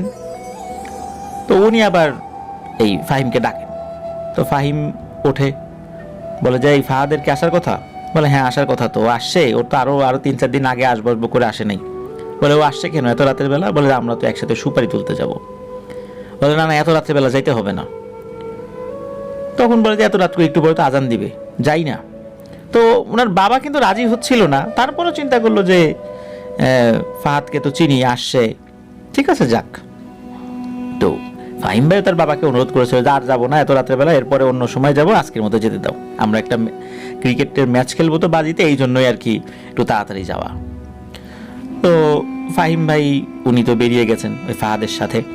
তো ওনাদের বাড়ি যেখানে, ওই জায়গা থেকে আরেকটু সামনে এগিয়ে গেলে একটা ডোবার পাশে একটা ওয়াশরুম রয়েছে, গ্রামের যে ওয়াশরুম যেরকম হয় আর কি। ওখান থেকে আরেকটু এগিয়ে গেলে একটা সুপারি বাগান রয়েছে। ওই সুপারি বাগানের পরে আর একটা পুকুর রয়েছে, পুকুরের ওই পাশে আবার আর একটা সুপারি বাগান রয়েছে। এখন এই ফাহিম এবং ফাহাদ দুজন চিন্তা করছে যে আমরা দুজন যদি একসাথে সুপারি কোরানো শুরু করি, ততক্ষণে যদি ওইদিকে অন্য লোক চলে আসে, ততক্ষণে তো কাজ হবে না, ওরা তো ওখান থেকে তুলে নিয়ে চলে যাবে। এর থেকে ভালো হয় যে আমরা একজন এক বাগানে তুলি, আরেকজন অন্য বাগানে তুলুক। তো এই যে ফাহিম ভাই উনি ওনাদের বাসার কাছের যে বাগানটা, ওই বাগানটাকে বেছে নেন, আর ফাহাদকে পাঠিয়ে দেন ওই পুকুরের ওই পাশে যে সুপারি বাগান সেখানে। তো দুজন দুদিকে চলে যায়। তো ফাহিম ভাই যখন সুপারি মানে তুলবেন, তখন দেখছিলেন যে অল্প অল্প সুপারি পড়ে আছে। হঠাৎ করে মনে হলো উপর থেকে একটা দুইটা তিনটা করে সুপারি পড়া শুরু করেছে। এইভাবে কিন্তু কখনো সুপারি পড়ে না, ওনারা সাধারণত যান, যার পরে সারা রাত ধরে যেগুলো পড়েছে সেগুলো তুলে নিয়ে আসেন, হয়তো বা কখনো কখনো একটা দুইটা ওনাদের সামনে পড়ে। কিন্তু এবার সেটা হলো না, এবার ওনার সামনে ক্রমাগত সুপারি পড়েই যাচ্ছে। সাধারণত ওনাদের একটা আইডিয়া আছে যে কতগুলো সুপারি ওনারা পেতে পারেন। 2 প্যান্টের পকেটে ভরা যায় আর শার্টের বুক পকেটে ভরা যায়, মূলত এই কয়টা সুপারি পান, খুব যে বেশি সুপারি পড়ে এমনটা না কিন্তু। তো এতগুলো সুপারি পাড়ছে, মানে উপর থেকে পড়ছে, উনি এগুলো পকেটে নিয়ে একদম 2 পকেট ফুলে গেছে, জামার বুক পকেটও ফুলে গেছে, 2 হাতে নেয়ার পর 2 হাতের মুঠো ভরে গেছে, এবং 2 হাত আবার এক জায়গা করে ওই সুপারিগুলো ধরে রেখেছে, আর সুপারি নেওয়ার মতো কোনো অবস্থা নেই, হাতের উপর থেকে পড়ে যাচ্ছে। হঠাৎ করে কোথা থেকে যেন তার বন্ধু রনি, ওই যে রনি যে সাঁকোর উপর দিয়ে যাওয়ার সময় সে একদিকে তাকিয়ে থাকতো, এই রনি আসে। ও এসে বলে, এই ফাহিম, আমার সুপারি দে। তো ফাহিম অবাক হয়ে বলে, এই রনি, তুই কোত্থেকে আসলি? তোর তো আসার কথা ছিল না, আর তোর সুপারি কিভাবে হলো? এগুলো তো আমি কুড়াইলাম। তো রনি বলে, না না না, এই সুপারিগুলো আমি দেখে গেছিলাম, আমি এক জায়গায় জড়ো করে রেখে গেছিলাম, এগুলো আমার। তখন এই ফাহিম আবার বলে, এক জায়গায় জড়ো কোথায় করলি? আমি তো সবগুলো এলোমেলো থাকা অবস্থায় দেখছি, আমি তো গাছের নিচ থেকে কুড়াইলাম। তখন এই রনি বলে যে না, এইটা নাকি তার, সবগুলো সুপারি তার। তো একটা পর্যায়ে করে কি, এই রনি এগিয়ে এসে এই ফাহিম ভাইকে মারে এক ধাক্কায় প্রায় 10-12 হাত দূরে গিয়ে উনি ছিটকে পড়েন। উনি অবাক হলেন, কি ব্যাপার, রনির শরীরে এত শক্তি আসলো কিভাবে? আমারই সহপাঠী, ওর এত শক্তি, ওর এক ধাক্কায় আমি এত দূর পড়ে গেলাম। এবার ফাহিম ভাই উঠে দাঁড়িয়ে বলে, এটা কি করলি, এভাবে ধাক্কা দিলি কেন? তখন রনি বলে, হ্যাঁ, ইচ্ছা হয়েছে ধাক্কা দিলাম। তাহলে তুই আমাকে ধাক্কা দে। তখন কি করেছে এই ফাহিম ভাই, রাগ করে একটা সুপারি হাতে নিয়ে সজোরে মেরেছে রনির দিকে। তো রনির গায়ে আবার এটা লাগার পর রনি এগিয়ে এসে এই ফাহিম ভাইয়ের মুখে প্রচন্ড জোরে একটা কষে থাপ্পড় দিয়ে দেন। এত জোরে থাপ্পড় দিয়েছিলেন যে মুখ ফুলে গিয়েছিল একপাশে। তো এরপর ফাহিম ভাই যখন ওই রনিকে আক্রমণ করতে যাবে, তখন রনি ফাহিম ভাইকে বলে ওঠে, ফাহিম, দেখি তুই আমার সাথে পারিস কিনা, আয় তো আমার সাথে মারামারি কর, যে জিতবে সুপারিগুলো তার। এদিকে প্রথমে ধাক্কা, তারপরে প্রচন্ড জোরে একটা চর খেয়ে এই ফাহিম ভাইয়ের তো মেজাজ খুব গরম, উনি তো রাগে একদম ফুঁসছে যে রনিকে এখন একটু শায়েস্তা করতে হবে। এইভাবে সে রাতের বেলা এসে তার কুড়ানো সবগুলো সুপারি তার বলে দাবি করছে, এটা তো হতে পারে না। তো এই ফাহিম ভাই কি করছে, রনির দিকে এগিয়ে গিয়েছে। তো রনি আবার কি করে, দৌড় দিয়েছে। ফাহিম ভাই রাগ করে ওই রনিকে ধরার জন্য সেও পিছু পিছু দৌড় দিয়েছে। কিছুক্ষণ দৌড় দেওয়ার পরে ফাহিম ভাই মনে হচ্ছে হাঁপিয়ে গেছে, হাঁপিয়ে একটু বিশ্রাম নিচ্ছে। এমন সময় রনি এগিয়ে এসে বলে, কিরে ফাহিম, পারলি না তো আমার সাথে, আয় তো দেখি কত পারিস। এই বলে তাকে উত্তেজিত করে আবার দৌড় দেয়। এদিকে ফাহিম ভাইয়ের মেজাজ আবার গরম হয়ে যায়, সে আবার এই রনির পেছনে দৌড়াতে ওই যে সাঁকোর ওখানে চলে এসেছে। সাঁকোর ওখানে চলে আসার পর তখন আবারও তাকে বলছে, হিরে ফাহিম, আয় তো এই সাঁকোর নিচে আয়, দেখি কত পারিস সাঁকোর নিচে, তোর সাথে মারামারি করব। এই বলে সে সাঁকোর নিচে চলে গেছে, মানে যেখানে পানি রয়েছে। তো এই ফাহিম ভাই আবার ওই দিকটাতে যাবে, আর একটা অদ্ভুত ব্যাপার ঘটে যায় ওইখানে। সেটা হচ্ছে যে সত্যি ওই গ্রামেরই আবার 4-5টা বাচ্চা, ওরা আর একটা বাগানে সুপারি তুলতে গিয়েছিল, মানে কুড়াতে গিয়েছিল। তো ওখান থেকে ফেরত আসার সময় ওই জায়গায় বসে ওরা সুপারি দিয়ে এক ধরনের খেলা খেলছিল। আমি আগের থেকেই বলেছি যে ওই গ্রামের বাচ্চারা কিন্তু সেই ফজরের আজানের সময় বা আজানের আগে ঘুম থেকে ওঠে, বিশেষ করে সুপারি তোলার জন্য। তো ওরা ওই সুপারি দিয়ে এক ধরনের ওই মার্বেল খেলার মতো একটা বিশেষ ধরনের খেলা আর কি, ওই খেলা খেলছিল। তো ওরা দেখছে যে কিরে, এই ফাহিম কোন দিকে যায়, সাঁকোর নিচ দিকে যাচ্ছে কেন? তো ওরা ডাকছে, এই ফাহিম, কিন্তু ফাহিম কথা শোনে না। ফাহিম সাঁকোর নিচে চলে যাচ্ছে। এদের মধ্যে থেকে একজন আবার দৌড়ে গিয়ে ফাহিমের হাত চেপে ধরেছে, এই ফাহিম কোথায় যাস? তখন ফাহিম সে সেন্স ফেরত পেয়েছে যে কিরে আসলেই তো, কোথায় যাই? আর রনি কই? রনিকে তো দেখি না। সে রনিকে খুঁজছে। তখন ওই যেই ছেলেটা এসে হাত টেনে ধরেছে সেও তার সহপাঠী। সেই সহপাঠী বলে, কিরে এদিকে কোথায় যাচ্ছিলি? বলে, এই যে রনি এদিকে গেছে, ওকে আমি মারবো, ও আমাকে দেখ এই যে চর মেরে কি করছে, তারপর আমাকে ধাক্কা দিয়ে ফেলে দিছে, আমার সুপারিগুলো নিয়ে যাবে। হঠাৎ করে কোত্থেকে এসে বলে সুপারি নাকি তার। তখন ও বলে, কোথায় রনি? আমরা তো কাউকে দেখি নাই। আরে সাঁকোর নিচে তো কোনো রনি টনি কেউ নাই, তুই দেখ, ভালো করে দেখ। তখন সত্যিই দেখে সাঁকোর নিচে রনি নাই। তখন এই আর কি এই ফাহিম ভাই উনি বলেন যে আচ্ছা চল তো, আমাকে আমার বাড়িতে দিয়ে আয়। তো একজন কি করে এই ফাহিম ভাইকে বাড়িতে দিয়ে আসে। বাড়িতে দিয়ে আসার পর তার মাকে ডাকে ফাহিম ভাই। তো মা দেখে যে তার ছেলের মুখের এক পাশ ফুলে গেছে এবং 5 আঙ্গুলের ছাপ স্পষ্ট বসে আছে, মানে এত জোরে চড় দিয়েছিল। তখন জিজ্ঞেস করে কি হয়েছে? বলে যে রনি আমাকে মারছে। তখন বলে এক্ষুনি চল তো রনির বাসায়। তখন কিন্তু ফজর আজান দিয়ে দিয়েছে। তো এই ফাহিম ভাইয়ের আম্মা ফাহিম ভাইকে নিয়ে রনির বাড়িতে গিয়েছে। রনির বাড়ির সবাই দেখে যে গভীর ঘুমে বিভোর ওই সময়। তো ডেকে তুলেছে। তো এই রনির আম্মা এসে বলছে, কি ব্যাপার ভাবি, কি হয়েছে? বলে, আপনার ছেলে দেখেন আমার ছেলেকে মেরে কি করছে। বলে, আমার ছেলে আপনাকে মারছে কখন? বলে, এই তো কিছুক্ষণ আগে। বলে, আমার ছেলে তো রাতের বেলা বাইরেই বের হয়নি, ও তো দিব্যি ঘুমাচ্ছে, যে দেখেন ওর ঘরের মধ্যে ঘুমাচ্ছে। সত্যি রনি গভীর ঘুমে বিভোর। তাহলে মারলোটাকে? এরপরে তারা কি করেছে? ফাহিমের বাড়িতে গেছে।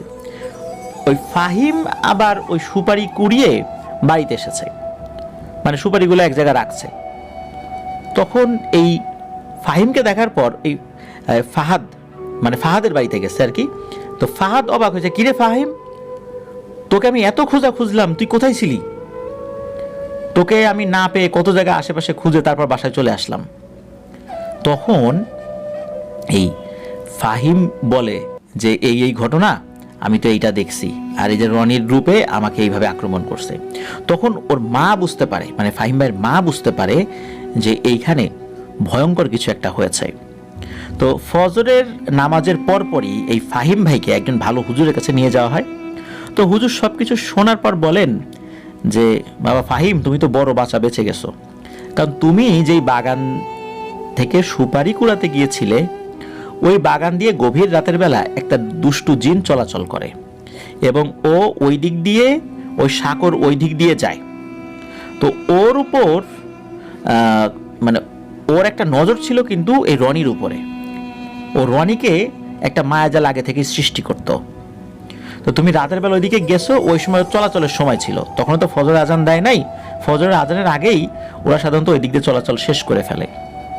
তুমি ওইখানে ছিলা, এই কারণে তোমাকে দেখে সে রাগান্বিত হয়েছে। আর রনির উপর ওর যেহেতু আগের থেকেই একটা নজর ছিল, রনির রূপ ধরে তোমার কাছে এসেছে এবং তোমাকে উত্ত্যক্ত করার চেষ্টা করছিল, যদি শুধু ওই সাঁকোর নিচে তোমাকে একবার নিয়ে যেতে পারতো তাহলে তুমি আর জানে বাঁচতা না। তো আল্লাহর অশেষ রহমতে বেঁচে গেছো, আল্লাহ হেফাজত করছে তোমার বন্ধুদের মাধ্যম দিয়ে। তো এরপরে আর কখনো রাতের বেলা সুপারি বাগানে যেও না। তো এরপর থেকে ফাহিম ভাই আর কখনোই রাতের বেলা সুপারি বাগানে যান নাই। তখন কিন্তু উনি ক্লাস 5-এ পড়তেন। তো এখন তো উনি দুবাইতে থাকেন। আর ফাহিম ভাই জানিয়েছেন, এই যে রনি যে ছেলেটা, সেও এখন দুবাইতে থাকে, কিন্তু এই ফাহিম ভাই থাকেন হচ্ছে আল কারামা নামক স্থানে, আর রনি দুবাইয়ের অন্য আরেকটা জায়গায় থাকে। তো এটি ছিল ঘটনা। প্রিয় লিসেনার্স, রাতের বেলা এইভাবে কোনো কিছু কুড়াতে যাওয়া, অবশ্যই সেটা ফজরের আজানের পরে হলে সাধারণত সমস্যা হয় না, কিন্তু অনেক সময় দেখা যায় কোনো না কোনো মায়াজালের বশে আমরা আবদ্ধ হয়ে আজানের আগেই বেরিয়ে যাই। কিন্তু এখানে কিন্তু কোনো মায়াজালের ব্যাপার ছিল না। এই যে ফাহিম ভাইয়ের বন্ধু, সে কিন্তু সত্যি সত্যি মানুষই ছিল, সেই ডাকতে আসছিল। কিন্তু এখানে ওই সুপারি কোরানোর একটা পর্যায়ে একটা দুষ্টু জিন এসে এই ফাহিম ভাইকে আক্রমণ করে বসে এবং ওই সাঁকোর নিচে নিয়ে যাওয়ার চেষ্টা করছিল। আল্লাহর অশেষ রহমতে বেঁচে গিয়েছিল। তো আমাদের লিসেনারদের মধ্যে যারা রাতের বেলা এভাবে কোনো বাগানে কোনো কিছু কুড়াতে যান, অবশ্যই আপনারা সতর্ক থাকবেন। এই বিষয়টা বিনীতভাবে অনুরোধ করব। আশা করছি ঘটনাটি আপনাদের ভয়ের শিহরণ জাগাতে সক্ষম হয়েছে। ধন্যবাদ ফাহিম ভাইকে, একজন রেমিটেন্স যোদ্ধা ভাই। উনি বিদেশের মাটিতে অনেক কষ্ট করে সময় বের করে আমাদেরকে ঘটনা পাঠিয়েছেন, এই জন্য ধন্যবাদ জানাচ্ছি। চলুন আমরা চলে যাব আমাদের এবারের এপিসোডের পরবর্তী নতুন আরও একটি ঘটনায়। আবারও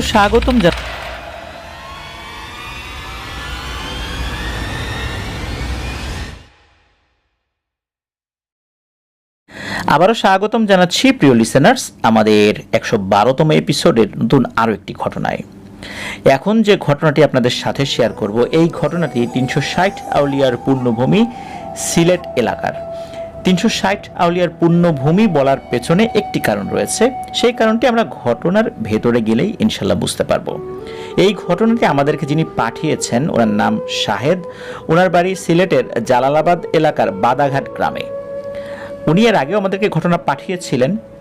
ওনার ঘটনাটি 89তম এপিসোডে আমরা প্রচার করেছিলাম। সেই ঘটনাতে বেলাল নামক একজন ব্যক্তির মৃত্যুর কথা বর্ণিত হয়েছিল। আর এই ঘটনাটিও কিন্তু এই বাদাঘাট গ্রামেই, আর এই বেলালের মৃতদেহ যেখানে পাওয়া গিয়েছিল ওই জায়গাটাকে কেন্দ্র করে। তো চলুন মূল ঘটনাতে চলে যাই। ঘটনাটির সময়কাল 2014 কি 15 সালের দিকে। তখন এই শাহেদ ভাই ক্লাস 7 কি 8-এ পড়েন। ঘটনাটি ঘটেছিল ওনাদের গ্রামের একটি পরিবারের সাথে। আর একটি মাজারের পেছন দিকে একটি গাছ ছিল, ওই গাছকে কেন্দ্র করে। প্রথমে মাজার সম্পর্কে একটু কথা বলে নেই। বলা হয় ওই মাজারটি হযরত শাহজালাল রহমতুল্লাহ আলাইহের যে 360 জন সফর সঙ্গী ছিল তাদের মধ্যে একজনের। তো যেই পরিবারের সাথে ঘটনাটি ঘটে সেই পরিবারই মূলত ওই মাজারের পৃষ্ঠপোষকতার দায়িত্বে রয়েছেন। সবচেয়ে গুরুত্বপূর্ণ ব্যাপার সেটি হচ্ছে ওই পরিবারের সাথে যে ঘটনাটি ঘটে সেই ঘরের কর্তার নাম হচ্ছে শামসুদ্দিন। তো সম্পর্কে শাহেদ ভাইয়ের মামা হন আর কি, গ্রাম সম্পর্কের আত্মীয়তার দিক থেকে চিন্তা করলে মামা হন আর কি। তো এই শামসুদ্দিন মামার ঘরের দেয়াল আর মাজারের দেয়ালটা কিন্তু একটাই, মানে মাজারের যেই দেয়ালটা রয়েছে এই দেয়ালের ওই পাশেরটা, ওই পাশ থেকেই কিন্তু ওই শামসুদ্দিন মামার বাড়ি। মাজারের চতুর্দিকে যে বাউন্ডারি দেয়ালটা দেয়া থাকে এর 3 দিকে 3 বা 4.5 ফিট করে দেয়াল রয়েছে। একদিকে এই শামসুদ্দিন মামার ঘরের দেয়াল, আর মাজারের যিনি খাদেম তিনি শামসুদ্দিন মামারই আপন বড় ভাই। তো ওনার বাড়িও আছে ওইখানে। তো যাই হোক, এখন আমরা মূল ঘটনাতে চলে যাই। ঘটনাটির সূত্রপাত হয় এই 2014 কি 15 সালের দিকে কোনো এক কালবৈশাখী ঝড়ে মাজারের পেছন দিকের একটি বড় গাছ ভেঙে পড়ে। গাছটি কিসের ছিল সেটা অবশ্য বলতে পারেন নাই, খুব সম্ভবত হিজল গাছ ছিল এরকমই বলেছেন আর কি। তো এই গাছটি ছিল এই শামসুদ্দিন মামার ঘরের সাথে প্রায় লাগোয়া। তাই তিনি সিদ্ধান্ত নেন যে গাছটি তিনি কেটে জ্বালানি হিসেবে ব্যবহার করবেন। এই বিষয়টি যেদিন তিনি চিন্তা করেছেন বা আলোচনা করেছেন অন্যদের সাথে, ওই দিন রাত্রেই শামসুদ্দিন মামা একটা স্বপ্ন দেখেন। স্বপ্নে দেখেন যে কেউ তাকে ওই গাছটি কাটতে নিষেধ করছে এবং বলছে ওই গাছটির ঝড়ে যেভাবে পড়ে গেছে ওভাবেই পড়ে থাকুক, ওটা যেভাবে আছে ওভাবেই থাক, আস্তে আস্তে শুকিয়ে যাক, ভেঙে যাক, কিন্তু খবরদার কেউ ওই গাছে হাত দিবি না। কিন্তু এই স্বপ্ন দেখার পরেও শামসুদ্দিন মামা বিষয়টা আসলে আমলে নেন নাই। উনি পরদিন সকালবেলায় গাছটি কেটে ফেলেন। গাছটি কাটার অবশ্য একটি বিশেষ কারণও ছিল, সেটি হচ্ছে ওই গাছটি উল্টে পড়ে গিয়ে এই শামসুদ্দিন মামার ঘরের পেছনের দিকে যে দরজাটা ছিল সেই দরজাটা একদম বন্ধ করে ফেলেছিল। তার মানে ওই দিক দিয়ে দরজা খুলে বের হওয়ার কোনো সুযোগই ছিল না ওই গাছটা যদি না কাটা হয়।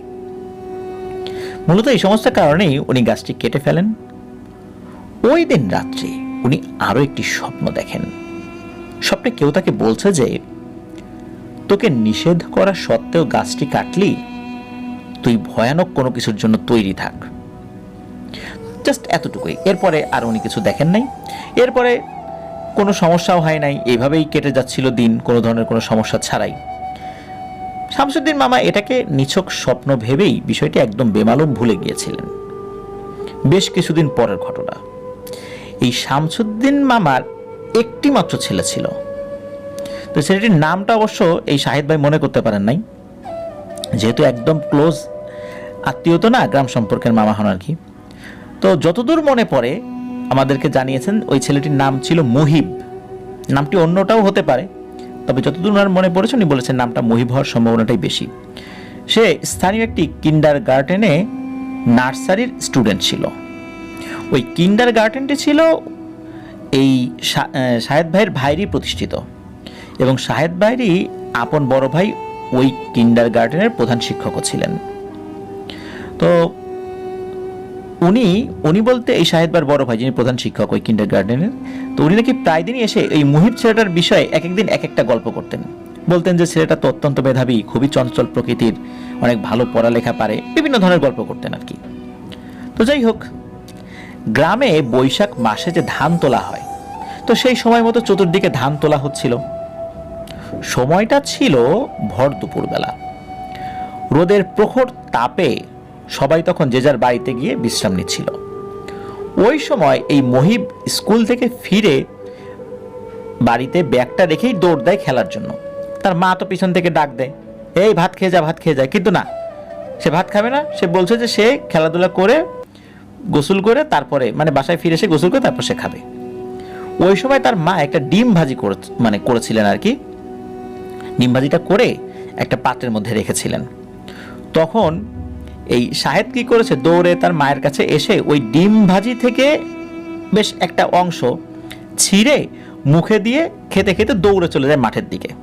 তো মা চিন্তা করে যে খেলাধুলা করবে, দেখ অন্তত ডিমের অর্ধেকটা তো খেয়ে গেছে, আমি আর একটা ডিম ভাজি করে ওর জন্য আবার রেখে দিব। তো মাঠে যাওয়ার পথে একটা পরিত্যক্ত ডোবার মতো দেখতে একটা খাল রয়েছে। এই খালে কিন্তু এই 89তম এপিসোডে এই শাহেদ ভাই যে ঘটনাটি পাঠিয়েছিলেন, ওইখানে কিন্তু যে বেলাল নামক ওই ব্যক্তিটা মারা গিয়েছিল। তো যাই হোক, এই মুহিবের মা তাকে কিন্তু শুধু ওই ঘর থেকে বের হওয়ার সময় দেখেছিলেন, এরপরে কিন্তু আর দেখেন নাই। এদিকে মাগরিবের সময় হয়ে গিয়েছে, তখনও এই মুহিব বাড়িতে ফেরে না। চিন্তা করতে করতে তার মা মুহিবকে খুঁজতে বের হন। তাকে পাওয়া যাচ্ছে না কোথাও। একে একে মুহিবের বাবা, চাচা সবাই বের হয়েছেন মুহিবকে খুঁজতে, কিন্তু না, কোথাও মুহিবকে খুঁজে পাওয়া যাচ্ছিল না। মুহিব যাদের সাথে খেলার কথা বলে বেরিয়েছিল, তাদের বাসায় গিয়েও জানা যায় যে মুহিব নাকি মাঠে খেলতেই যায় নাই, তাকে দেখাই নাকি যায় নাই মাঠে, কেউ তাকে দেখেনি, তার বন্ধু বান্ধবরা। তো এমন কথা শোনার পর সবার ভেতরে ভয়ের একটা শিহরণ জেগে ওঠে। তখন এই শামসুদ্দিন মামার মনে পড়ে যায় বেশ কিছুদিন আগে সে যে স্বপ্ন দেখেছিল, স্বপ্নের মধ্যে যে হুমকি দিয়েছিল সেটার কথা। উনি তো সবাইকে বলছিলেন যে এরকম একটা স্বপ্ন দেখেছিলাম, আমি তো গায়ে লাগাই নাই, কোনো বিপদ আপদ হলো না তো। এই কথা শোনার সাথে সাথে সবাই খুব উদ্বিগ্ন হয়ে যায়, সবাই হন্তদন্ত হয়ে চারদিকে ছড়িয়ে পড়ে, মুহিবকে খুঁজতে থাকে। রাত 9টারও বেশি বেজে গিয়েছে, কোথাও খুঁজে পাওয়া যায় না। হঠাৎ একজনের মাথায় আসে ওই খালের কথা, যে আচ্ছা ওইখানে ও যায় নাই তো। যখনই ওই লোকটা বলেছে যে চলো তো খালের দিকে যাই, সবাই ওই খালের দিকে দৌড়ানো শুরু করেছে। তো খালে বেশ কয়েকজন নেমে গেছে। প্রথমজন যিনি নেমেছে, উনি নামার সাথে সাথেই একজনের পায়ে লাগে মুহিবের মৃতদেহ। মূলত উনি হাত দিয়ে, খালটা কিন্তু খুব বেশি গভীর ছিল না, সর্বোচ্চ কোমর পানি ছিল, আর মুহিব কিন্তু সাঁতার জানতো। ওখান থেকে মুহিবের মৃতদেহ উদ্ধার করা হয়। পানিতে ডুবে মুহিবের মৃত্যু হলে তার তো পেটে পানি থাকার কথা, কিন্তু না, তার পেটে কিন্তু কোনো পানি নেই। আর আরো অদ্ভুত এবং মর্মান্তিক ব্যাপার হচ্ছে, ও যে ঘর থেকে বের হওয়ার সময় এই ডিম ভাজি মুখে দিয়ে খেতে খেতে বের হয়েছিল, ওই ডিম ভাজিটা ওর মুখের মধ্যে কিন্তু তখনও ছিল। তো এগুলো বিবেচনা করে দেখা যায় যে মুহিবের মৃত্যুটা আসলে পানিতে ডুবে হয়নি, এই পানিতে পড়ার আগেই ওর মৃত্যু হয়েছিল। কিন্তু কে মারল, কেন মারল, কি ছিল মুহিবের অপরাধ? কেউ শত্রুতা করে মারেনি তো? এই বিষয়টা নিয়ে যখন সবাই আলাপ আলোচনা করছিল, তখন মুহিবেরই আর একজন আপন চাচা, তার নাম হচ্ছে জনাব এলাইস মিয়া, উনি একজন কৃষক। তখন উনি একটা হৃদয় বিদারক তথ্য দেন। তিনি বলেন তিনি যখন ওই সময়টাতে মানে মুহিব যখন ঘর থেকে বের হয়েছিল তখন উনি ধান মাড়াই দেওয়ার পর যে খড় বের হয় ওই খড়গুলো রোদে শুকাতে দিয়ে উনি নাড়াচাড়া করছিলেন, যেন এলোমেলো করে দিচ্ছিলেন, যেন রোদটা ভালো করে লাগে আর কি, সব অংশ শুকিয়ে যায়। তিনি ওই খাল থেকে বেশ খানিকটা দূরেই ছিলেন ওই সময়ের মতো আর কি। হঠাৎ করে ওনার চোখ যায় ওই খালের দিকে। ওইখান থেকে উনি একটা অদ্ভুত দৃশ্য দেখতে পান। তো উনি দেখতে পান যে সাদা পাঞ্জাবি বা সাদা টাইপের এক ধরনের গেঞ্জি, অনেক সময় মুরব্বীরা ফুল হাতা এক ধরনের গেঞ্জি পরে না, ফুল হাতা বলতে কোনোয়ের উপর পর্যন্ত এক ধরনের সাদা পাতলা গেঞ্জি, এই স্যান্ডো গেঞ্জি ছাড়াও ওই ধরনের একটা গেঞ্জি রয়েছে। তো ওই টাইপের একটা গেঞ্জি পরা বা পাঞ্জাবি পরা এরকম হবে আর কি, তবে সাদা ড্রেস পরা ছিল। এরকম 5 থেকে 6 জন লোক একটি শিশুকে নিয়ে ওই খালের পানির ওখানে কিছু একটা করছে। তো উনি ভেবেছেন হয়তোবা গ্রামের কিছু মুরব্বীরা এক জায়গায় হয়ে কোনো বাচ্চাকে সাঁতার শেখাচ্ছে। সাঁতার শেখানোর পিছনে কারণও ছিল, অনেকেই ওখানে সাঁতার শেখাতো। কারণ হচ্ছে যে ওখানে পানি কিন্তু খুব বেশি না, একজন প্রাপ্তবয়স্ক লোকেরই পানি হয় কোমর পর্যন্ত বা সামান্য একটু বেশি হবে। সুতরাং ওই জায়গাটাই সাঁতার শেখানোর জন্য উপযুক্ত জায়গা। তো উনি এই বিষয়টা নিয়ে খুব একটা বেশি ভাবেন না, আর উনি বেশ খানিকটা দূরেও ছিলেন, তাই তাদের চেহারাটাও বা ওই বাচ্চার চেহারাটাও ভালো করে দেখতে পারেন নাই। তো উনি ওই দিকটাতে তেমন একটা পাত্তা না দিয়ে নিজের কাজ করতে থাকেন। উনি কিছুক্ষণ পর আবার যখন ওই দিকটাতে তাকিয়েছেন তখন আর কাউকে উনি দেখতে পান নাই। তিনি ভাবেন হয়তোবা যারা এখানে ছিল তারা গোসল শেষ করে বাচ্চাকে নিয়ে উঠে চলে গিয়েছে। তো এই কথা শোনার পর উপস্থিত সবাই আরো বেশি করে ভেঙে পড়েন। বিশেষ করে ওই মুহিবের মা বাবা বারবার হুঁশ হারিয়ে ফেলছিলেন। তার কারণ হচ্ছে মুহিব ছিল তাদের একমাত্র ছেলে, আর ওই ছেলের প্রতি তাদের ভালোবাসাটাও ছিল বেশি। কারণ হচ্ছে বিয়ের অনেক বছর পর এই ছেলেটি হয়েছিল, আর কোনো সন্তানাদি মুহিবের পরে আর হয়নি। মুহিবের বাবা বারবার বিলাপ করছিলেন যে তার কারণেই এই সমস্যাটা হয়েছে। এগুলো বলতে বলতে বারবার উনি অজ্ঞান হয়ে যাচ্ছিলেন, আবার তার জ্ঞান ফেরানোর চেষ্টা করা হচ্ছিল। হুঁশ আসতেই আবার একই ধরনের কথা বলে আবার অজ্ঞান হয়ে যাচ্ছিলেন। এই ধরনের একটা শোকের মাতম চলছিল ওইখানে। তো এরপর যাতে আর কোনো ধরনের কোনো সমস্যা না হয় এই জন্য 2 দিন পর এই শামসুদ্দিন মামা উনি যখন একটু 2 দিনের মধ্যে স্বাভাবিক হয়েছেন, একজন হুজুরের কাছে যান, সব ঘটনা খুলে বলেন। তো হুজুর ওই কাজটি নেবেন কি নেবেন না এই জন্য একদিন সময় চেয়ে নেন এবং পরদিন এই শামসুদ্দিন মামাকে তার কাছে আসতে বলেন। পরদিন মামা যাওয়ার পর হুজুর মামাকে চমকে দিয়ে কিছু কথা বলেন। তিনি বলেন যে মাজারের থেকে একটু সাইডে যে গাছটি আপনার বাড়ির পাশে পড়ে গিয়েছিল, এই গাছটা ছিল মূলত বদ জিনদের আখড়া। মূলত ঝড়ে গাছটি পড়ে গেলেও ওই গাছেই ওদের আস্তানা রয়ে গিয়েছিল। যেহেতু আপনি গাছটি কাটার উদ্যোগ নিয়েছিলেন, এতে করে ওদের বাসস্থান নতুন করে আবারও নষ্ট হবে, এই কারণে ওরা ক্ষিপ্ত ছিল, এই জন্যই আপনাকে নিষেধ করেছিল। তারপর আপনি শোনেন নাই, এই কারণেই মুহিবকে খেলার ছলে তাকে হত্যা করা হয়েছে এবং হত্যা করে ওই খালের পানিতেই ফেলে দিয়ে যায়। আর মুহিবের মৃত্যুর জন্য আপনিই দায়ী। মুহিব মৃত্যুর আগেই সে দেখতে পেয়েছিল কারা আসছে, কিন্তু তাদেরকে ওরা মুহিব চিনত না, একজন সাধারণ মানুষই ভেবেছিল আর কি। আর পানিতে পড়ার আগেই মুহিবের মৃত্যু হয়েছিল। তো হুজুর বলেন যে গাছটা যদি ওভাবেই পড়ে থাকতো, ওরা ওভাবেই গাছের বিভিন্ন জায়গায় থাকতো, আস্তে আস্তে গাছটা নষ্ট হয়ে যেত, ওরা অন্য জায়গায় চলে যেত। কিন্তু আপনি গাছটি কেটে ওদের সাথে একটা শত্রুতা সৃষ্টি করেছেন, এই কারণেই মূলত আপনার ছেলেকে হত্যা করেছে। তো নিজের ছেলেকে হারিয়ে এমনিতেই শামসুদ্দিন মামা উনি খুবই শোকাগ্রস্ত ছিলেন। আস্তে আস্তে শোক মানুষ কাটিয়ে ওঠে, তাই না? তো মানুষ যখন চলে যায় তখন শোকের পরিমাণটা বেশি থাকে। আস্তে আস্তে মানুষ সেই শোকটা ভুলতে থাকে, ভুলে নতুন করে আবার জীবন শুরু করার প্রয়াস পায়। তা যদি না হতো, শোক যদি মানুষ ভুলতে না পারত, তাহলে শোকে পৃথিবীর প্রত্যেকটা মানুষ আস্তে আস্তে উন্মাদ হয়ে যেত বা মারা যেত, অন্য কোনো কাজই করতে পারতো না। এই জন্য আপনজন হারানোর বেদনা আস্তে আস্তে আল্লাহ তাআলা মানুষের মনে সহনীয় করে দেন একটা পর্যায়ে, তা না হলে মানুষ তো কখনোই স্বাভাবিক হতে পারত না। মুহিবের জন্য আসলে সত্যি আমরা অত্যন্ত দুঃখিত, আমাদের মন ভারাক্রান্ত।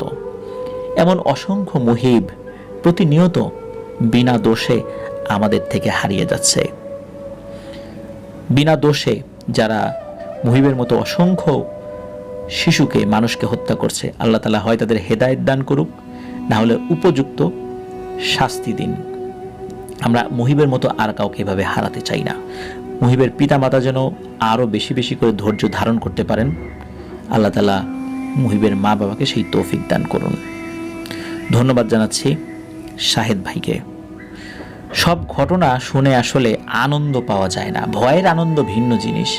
কিছু কিছু আনন্দ কখনোই মানুষের মনকে নাড়াতে পারে না। মূলত আমরা সব ঘটনা ভয়ের শিহরণ জাগাবে এটা বলিও না।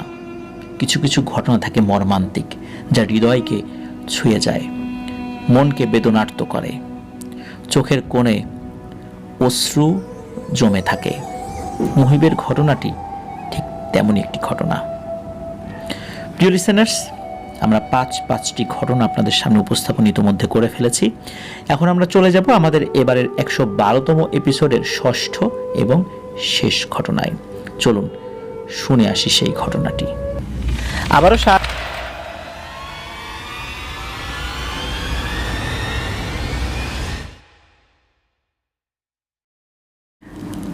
প্রিয় লিসেনার্স, চলে এলাম আমাদের 112তম এপিসোডের একদম শেষ ঘটনায়। দেখতে দেখতে 5টি ঘটনা কিন্তু আমরা আপনাদের সামনে উপস্থাপন করতে পেরেছি। এখন শেষ ঘটনাতে চলে যাব। যাওয়ার আগে ছোট্ট একটু কথা বলতে চাই। এই ভিডিওটার লাইক বাটনটা অবশ্যই প্রেস করেছেন আর লিঙ্কটাও শেয়ার করে দিয়েছেন। যদি না করে থাকেন তাহলে এক্ষুনি করে ফেলতে অনুরোধ করছি।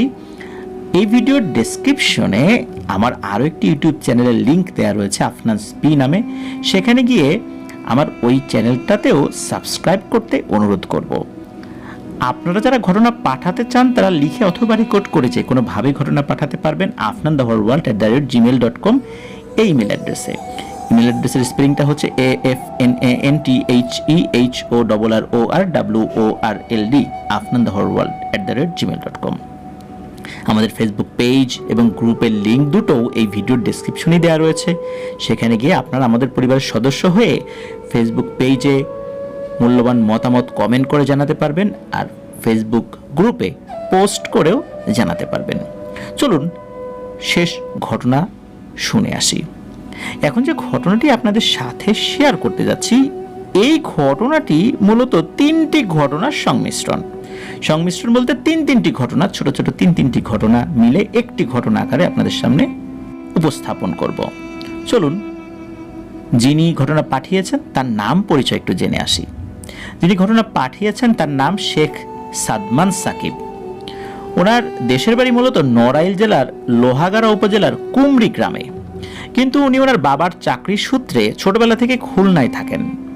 খুলনায় ওনাদের বাসা হচ্ছে ডাক বাংলো, ফেরিঘাট, হাজি হানিফ কমপ্লেক্স। যারা খুলনায় আছেন তারা হয়তো বা জায়গাটা চিনে থাকবেন।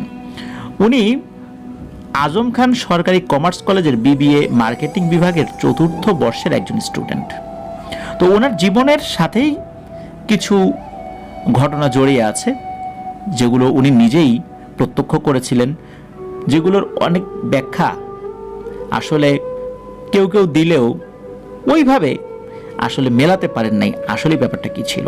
তো চলুন মূল ঘটনাতে চলে যাই। প্রথম যে ঘটনাটি, ওনার তিনটি ঘটনা রয়েছে, তো প্রথম ঘটনাতে চলে যাই। প্রথম যে ঘটনাটি ঘটে এটা নড়াইল জেলার লোহাগাড়া উপজেলার চর কোটাখল নামক গ্রামে। এই গ্রামে মূলত ওনার ফুপুর বাড়ি। ঘটনাটি ঘটে প্রায় 7 বছর আগে, 2017 কি 16 সালের দিকে কোনো এক শীতের রাতে। লোহাগাড়া উপজেলারই আরেকটি গ্রামের নাম হলো কুমরি, যেটা উপরেই বলা হয়েছে, যেটা ওনাদের মূল বাড়ি আর কি। এই কুমরি গ্রামে মূলত ওনার দাদা বাড়ি। ডিসেম্বরের শেষের দিকে উনি দাদা বাড়ি গিয়েছিলেন কোন একটা কারণে। তো ওনার ফুফাতো ভাইয়ের নাম হচ্ছে আহাদ। তো উনি বাড়িতে যাওয়ার পর ওই আহাদ বলে যে চলো কোথা থেকে ঘুরে আসি। তো উনি আর না করেন নাই, ভাবলেন যে গ্রামে আসছেন, ঘোরাফেরাও হবে, দেখাও হবে। তো যাই হোক, গিয়েছেন যে কথা সেই কাজ। সন্ধ্যার পরপরই ওদের গ্রামে পৌঁছে গেলেন। সন্ধ্যা থেকে রাত 9টা পর্যন্ত, 9টা 10টা পর্যন্ত অনেক গল্প গুজব করেছেন। 10টার দিকে খাওয়া দাওয়া করতে বসলেন।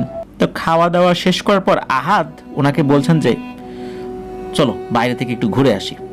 তো বলে রাখা ভালো, এই আহাদের বাড়ির পাশ দিয়ে চলে গেছে মধুমতি নদী।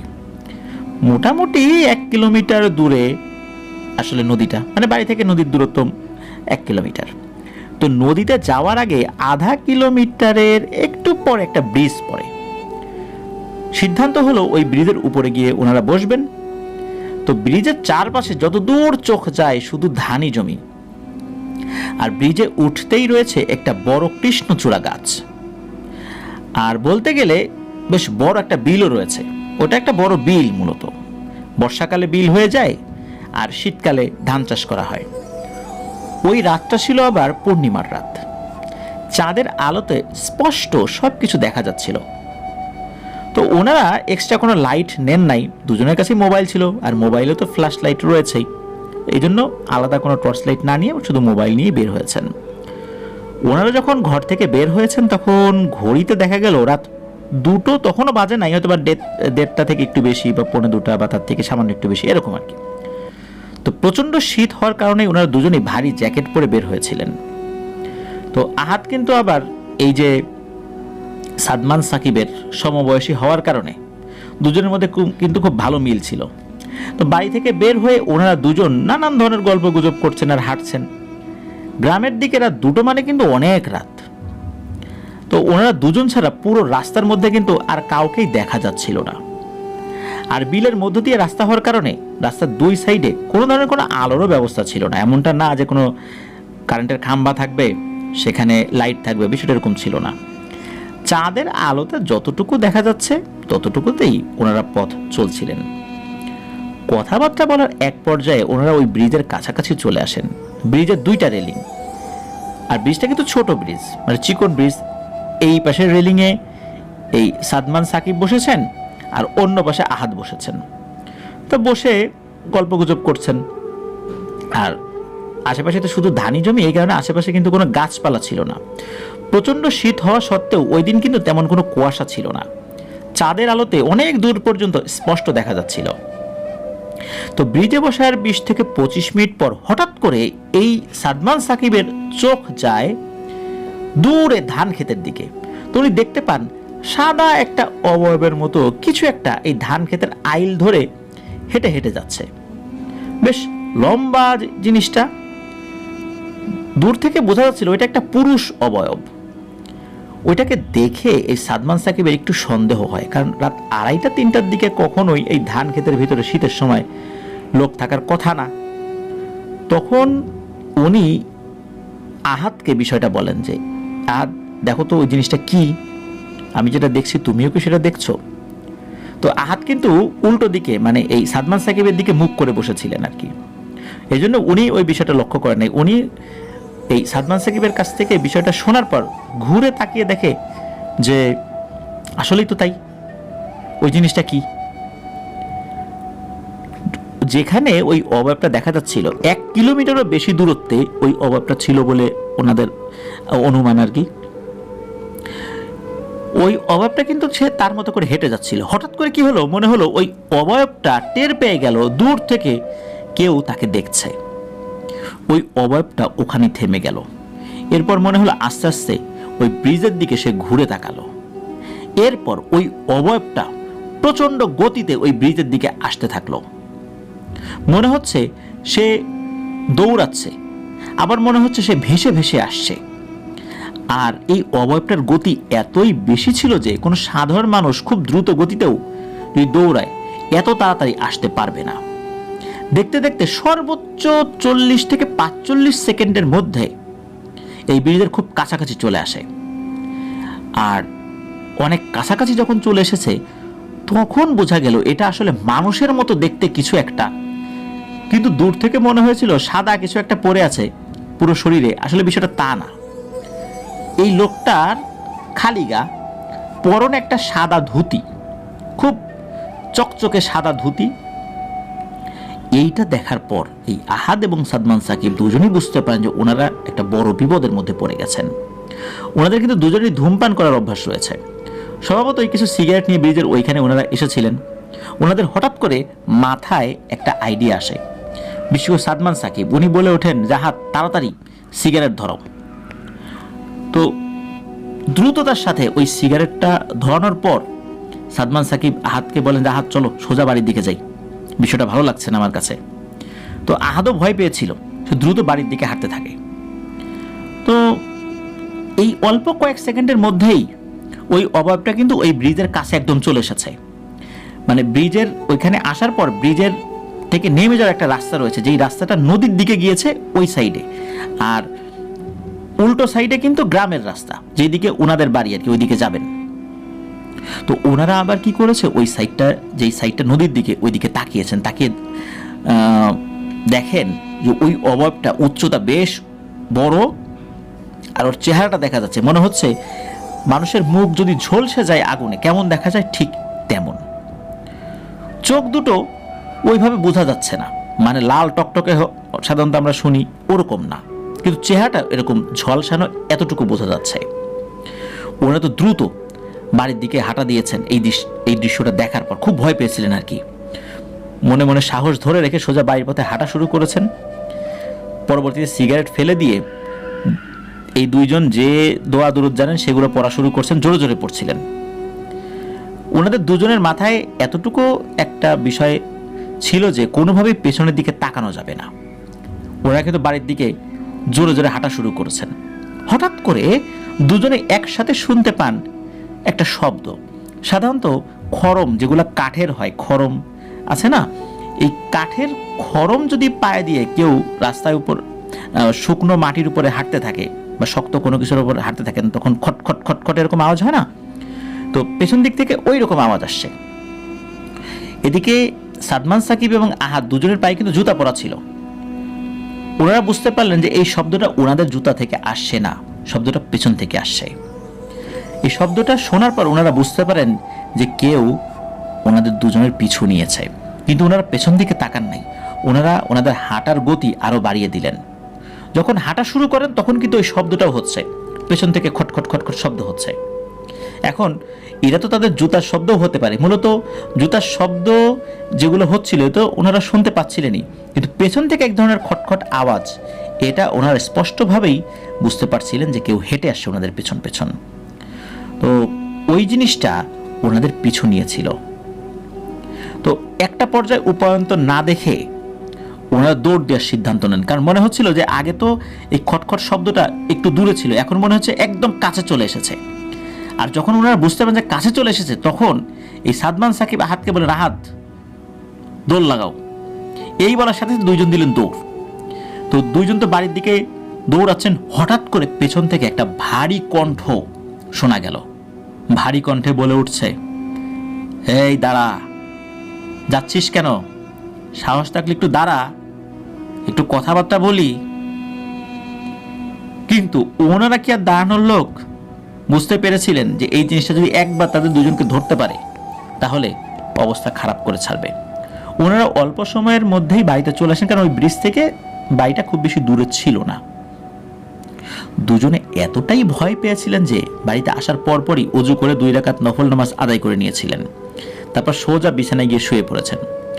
সকালবেলা এই দুইজনের গায়ে প্রচণ্ড জ্বর আসে। তারপর এই সাদমান সাকিব ওনার ফুপুকে বলেন যে রাতের বেলা এই ঘটনা ঘটেছে। ফুপু তো খুব রাগারাগি করলো যে এত রাতে ওই ব্রিজের কাছে কেন গিয়েছিলি? তো ফুপু বলেন যে ওই ব্রিজের আশেপাশে রাতের বেলা, বিশেষ করে কৃষ্ণচূড়া গাছ, তারপর ওই আশেপাশে যে মাঠ রয়েছে ওখানে এই ধরনের কিছু জিনিস চলাফেরা করে। অনেকেই রাতের বেলা এই জিনিসটাকে দেখে ভয় পেয়েছে। তো এই ঘটনা ঘটার পর ওনারা হুজুরের কাছে যান নাই। 2-3 দিন পরে এমনি জ্বর ভালো হয়ে গিয়েছিল। এটাই ছিল এই সাদমান সাকিব ভাইয়ের সাথে ঘটে যাওয়া প্রথম ঘটনা। এবার আসুন চলে যাব দ্বিতীয় ঘটনায়। এই ঘটনাটা ঘটেছিল ওনার নানা বাড়ি যখন গিয়েছিলেন তখন। ঘটনাটি 2020 সালের আগে হবে, 18, 19, 20 এরকম আর কি একটা সময়ের মধ্যবর্তী কোনো একটা সময় হবে আর কি। তো সময়টা ছিল গরমকাল, গরমের মধ্যে নানা বাড়িতে ঘুরতে গিয়েছিলেন। তো বলে নেওয়া ভালো, ওনার নানা বাড়ি গোপালগঞ্জ জেলার চন্দ্র দিঘলিয়া নামক একটা জায়গা রয়েছে। ওই জায়গার পাশে একটা গ্রাম রয়েছে মোল্লাপাড়া, এই মোল্লাপাড়া গ্রামে। তো নানা বাড়ির বর্ণনাটা একটু দেই। ওনার নানা বাড়িতে ঢোকার আগে 10-15টা বড় বড় তাল গাছ রয়েছে। তাল গাছ পার হলেই ওনার মায়ের মানে সাদমান সাকিব ভাইয়ের মায়ের দাদার কবর রয়েছে। কবরের বাম পাশে বড় একটা একতলা বিল্ডিং রয়েছে। কবর আর বিল্ডিংয়ের মাঝ দিয়ে চলে গেছে বাড়িতে ঢোকার মূল রাস্তা। তো মুক্তিযুদ্ধের আগেই এই বিল্ডিংটা তৈরি করা হয়েছিল। বিল্ডিংয়ের রুম মাত্র 2টা, পাশাপাশি দুটো রুম কিন্তু অনেক বড় বড়। আর এই সাদমান সাকিব ভাইয়ের নানার অনেক ধানি জমি থাকার কারণে একসময় ওই বিল্ডিংটাকে ধান রাখার গুদাম হিসাবে ব্যবহার করা হতো। পরে অবশ্য সংস্কার করে বসবাসযোগ্য করা হয়েছে। বাড়ির উত্তর সাইডে একটা বড় টিনের ঘর রয়েছে, আর দক্ষিণ সাইডে রয়েছে দোতলা আরেকটা বিল্ডিং। এই বিল্ডিংটা অবশ্য খুব বেশি দিন আগে না, অল্প কিছুদিন হলো তৈরি করা হয়েছে। তো বাড়িতে যাওয়ার পর সারাদিন ভালোই কাটলো। রাতে খাওয়া দাওয়া শেষে ওনাকে পুরাতন বড় বিল্ডিংয়ে ঘুমানোর জন্য বলা হলো। এই বিল্ডিংটাকে ওনারা কাচারি ঘর বলতেন। এই বিল্ডিংয়ের আগেও অনেকবার উনি ঘুমিয়েছেন, কখনো ভয় টয় পান নাই বা অলৌকিক কোনো কিছু ওনার সাথে ঘটেও নাই। তো ঘুমাতে যাওয়ার আগে উনি বাড়ির সামনে গিয়ে একটা সিগারেট খেয়ে নিলেন। ওনার তো ধূমপানের অভ্যাস রয়েছে, অভ্যাস বলবো না, বদ অভ্যাস আর কি। তো তখনও ওনার সাথে কিছু ঘটে নাই, উনি কিছু দেখেনও নাই। তো নিশ্চিন্ত মনে ওই বিল্ডিংয়ে ঘুমাতে চলে গিয়েছেন। তো পুরো বিল্ডিংয়ে উনি একাই ছিলেন। তো বিল্ডিংয়ে 2টা রুমের ভিতর একটা রুম তুলনামূলকভাবে একটু ছোট আর একটা রুম থেকে। তো যেই রুমটা সবচেয়ে বড় ওই রুমে 4টা খাট আছে। তো ওই বিল্ডিংয়ের সাথে লাগোয়া কিন্তু এই সাদমান সাকিব ভাইয়ের মায়ের দাদার কবর রয়েছে, এটা আমরা শুরুতে বলেছি। তো উনি শুয়েছেন কবরের বাম পাশে, মানে বাম সাইডে যে বিল্ডিংয়ে, মানে বিল্ডিংয়ের মধ্যে যেই প্রথম যে খাটটা রয়েছে ওই খাটটাতে, মানে কবরের সাথে লাগোয়া যে রুমটা, ওই রুমে যেই খাট পাতা আছে একদম মানে কবরের কাছাকাছি একটা জানালা রয়েছে, ওই জানালার পাশের যে খাটটা ওইটাতে উনি শুয়েছেন। এমনিতে গরমকাল তো, তাতে একটু বাতাস সাতাস লাগে এই জন্য। তো ওই খাটের ডান সাইডে কিন্তু ওই কবরের পাশের জানালা। তো যাই হোক, গরম থাকার কারণে জানালাটা মানে খুলেই শুয়েছিলেন আর কি। উনি শুয়ে পড়ার কিছুক্ষণ উনি বেশ একটু মোবাইল টোবাইল দেখেছেন, ফেসবুক চালানোর চেষ্টা করেছেন। তো একটা সময় উনি মোবাইলটা রেখে ঘুমানোর চেষ্টা করছেন। অতিরিক্ত গরম হওয়ার কারণে ঘুম আসছিল না। তো উনি যখন ঘুমাতে গেছেন তখন রাত 12টার মতো বাজে, আর বিছানায় এপাশ ওপাশ করতে করতে রাত 1টার বেশি বেজে গেছে। তখনও কিন্তু ওনার ঘুম আসে নাই। উনি হঠাৎ করে শুনতে পান নূপুর পরে কেউ একজন হেঁটে যাচ্ছে রাস্তা দিয়ে। রাস্তাটা তো একদম ঘরের সাথে লাগোয়া আর কি। তো উনি ব্যাপারটা ওইভাবে আমলে নেন নাই, বাড়ির পাশের রাস্তা, লোকজন তো যেতেই পারে, তাই না? কিন্তু না, উনি কিন্তু ভুল শোনেন নাই। 5 মিনিট পর মনে হলো নূপুরের শব্দটা ঠিক যেদিক দিয়ে গিয়েছে আবার ওই দিক থেকে ফেরত আসছে। মানে একদিকে গিয়েছে, ওই যেদিকে গিয়েছে ওই দিক থেকে আবার ফেরত আসছে। যখন ফেরত আসছিল আবার আস্তে আস্তে ঝনঝন ঝনঝন শব্দটা মৃদু থেকে আস্তে আস্তে তীব্র থেকে তীব্রতর হচ্ছিল। আবার যখন ওই বাড়িটা ক্রস করে চলে গেল তখন আস্তে আস্তে শব্দটা আবার ক্ষীণ হতে থাকলো। একটা সময় শব্দটা মিলিয়ে গেল। তো উনি ভাবলেন হয়তো বা কেউ কোনো কাজে গিয়েছিল, সাথে কোনো ব্যাগ ট্যাগ ছিল, ওই ব্যাগের সাথে ঝুনঝুনি টাইপের কিছু লাগানো ছিল, ওই জন্য শব্দ হয়েছে। হ্যাঁ, এটা হতেই পারে, বা অন্য কোনো কিছু শব্দ হতে পারে, এসব চিন্তা করছেন। এর মধ্যে আবার ওই যে নূপুরের ঝনঝন শব্দটা, এই শব্দটা মনে হচ্ছে আস্তে আস্তে উনি শুনতে পাচ্ছেন। মৃদু থেকে আস্তে আস্তে শব্দটা তীব্র হচ্ছে। যে দিকটাতে আবার চলে গিয়েছিল ওইখান থেকে আবার হেঁটে হেঁটে হেঁটে হেঁটে মনে হচ্ছে আসছে। এই কারণেই ওই শব্দটা আস্তে আস্তে আবার উনি আরো জোরে শুনতে পাচ্ছেন। একসময় কি হলো, ওনার বাড়ির পাশ দিয়ে আবার ওই যে শুরুতে যেই দিকে চলে গিয়েছিল ওই দিকে চলে গেল। এর কিছুক্ষণ পর আবার ওই শব্দটা শোনা যাচ্ছে, আবার ওই দিক থেকে হেঁটে আসছে। হাঁটতে হাঁটতে আবার যে দিক থেকে এসেছিল ওই দিকে চলে গেল। তো এভাবে বেশ কয়েকবার হচ্ছিল। এদিকে সাদমান সাকিব ভাইয়ের কিন্তু বেশ রাগ হচ্ছিল, কারণ এই রাতের বেলা কে এইভাবে অকারণে বারবার হেঁটে যাচ্ছে আর তাকে ডিস্টার্ব করছে, এমনিতেই ঘুম আসছে না। তো উনি চিন্তা করছেন এবার একটু উকি দিয়ে দেখি, এইবার যদি শব্দটা পাই। 5-7 মিনিট পর আবার মনে হচ্ছে শব্দটা দূর থেকে আবার আস্তে আস্তে ওই ঘরের পাশ দিয়ে যাওয়া শুরু করেছে। তো উনি জানালা তো খোলাই ছিল, জানালার এক পাশে বসে, মানে পুরোটা জানালার ওখানে ওনার মুখটা আনেন নাই, এক পাশে বসে মানে রাস্তাটা দেখা যায় এমনভাবে উনি দেখার চেষ্টা করছিলেন যে কাউকে দেখতে পাচ্ছেন কিনা উনি। উনি নুপুরের শব্দটা রাস্তার এক সাইড থেকে আসছে, আস্তে আস্তে তীব্র হচ্ছে, এটা বুঝতে পারছিলেন। কিন্তু যখন একদম ঘরের কাছে চলে আসলো, তখন উনি কাউকে দেখতে পাচ্ছেন না। অথচ উনি দূর থেকে কিন্তু তাকিয়েছিলেন যে দূর থেকে যদি কেউ হেঁটে আসে সেটা উনি দেখতে পাবেন, ঘরের পাশে আসলে তো অবশ্যই দেখতে পাবেন। কিন্তু না, উনি দেখতে পেলেন না, বরঞ্চ ওই শব্দটা আবার অন্য দিকে চলে গেল, মানে যেদিকে সে যাচ্ছিল, গতিপথ যেদিকে ছিল ওই দিকে চলে গেল। তো এইটা দেখার পর উনি চিন্তা করলেন হয়তোবা চলে গিয়েছে অন্ধকারের মধ্যে, আমি খেয়াল করি নাই। কিন্তু 4-5 মিনিট পর আবার যখন যেদিকে চলে গিয়েছিল ওখান থেকে আবার ওই নুপুরের ঝুনঝুন শব্দ শুরু হলো। উনি চিন্তা করলেন এইবার আমি দেখবো এটা কে। তো এবার উনি খুব ভালোভাবে চোখ টোক কষলিয়ে তাকিয়ে আছেন যেন ভুল টুল না দেখেন। কিন্তু এবারও উনি শুনতে পেলেন যে শব্দটা আস্তে আস্তে ঘরের পাশ দিয়ে ওই রাস্তা দিয়ে আবার অন্যদিকে চলে গেল, কিন্তু উনি কাউকে দেখতে পেলেন না। উনি এবার বেশ ভয় পেয়ে গেলেন। উনি চিন্তা করলেন জানালাটা বন্ধ করে দেই, এমনিতে তো প্রচণ্ড গরম লাগছিল, কিন্তু তারপরও যেহেতু ভয় পাচ্ছিলেন। এরই মধ্যে ঘটে গেল আরও একটি ঘটনা।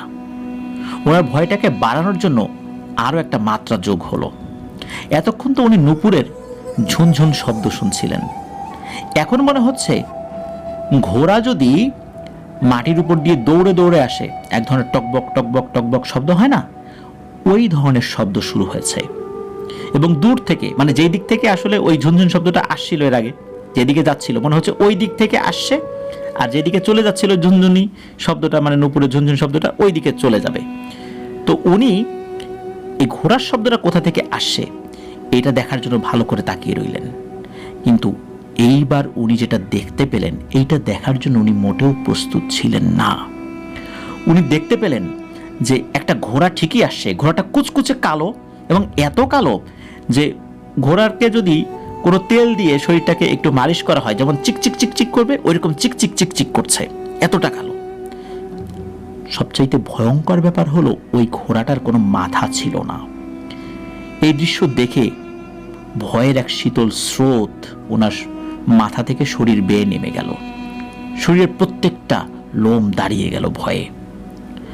তো উনি এই দৃশ্য দেখার পর আসলে কি করবেন, চিৎকার দিবেন না কি করবেন এটা বুঝতে পারছিলেন না।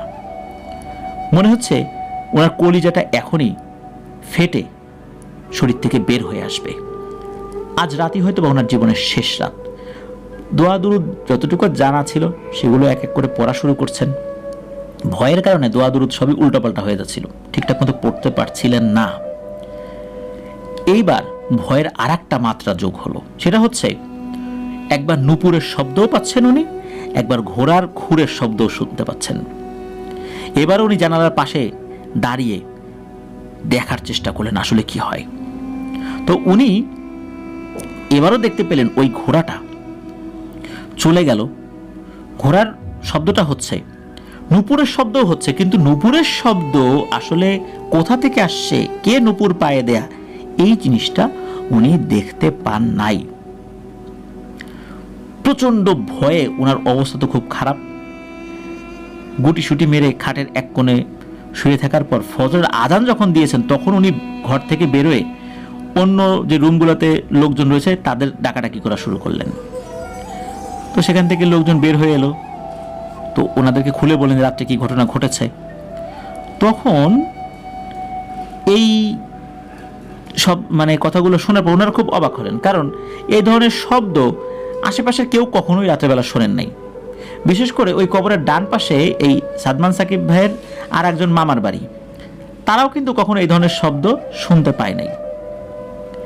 তবে এই রাত্রের পরে অন্য সময় বিভিন্ন সময় তো গিয়েছিলেন উনি, ওই ঘরেও থেকেছিলেন, কিন্তু কখনো এর পরে এই শব্দগুলো উনি শুনতে পান নাই।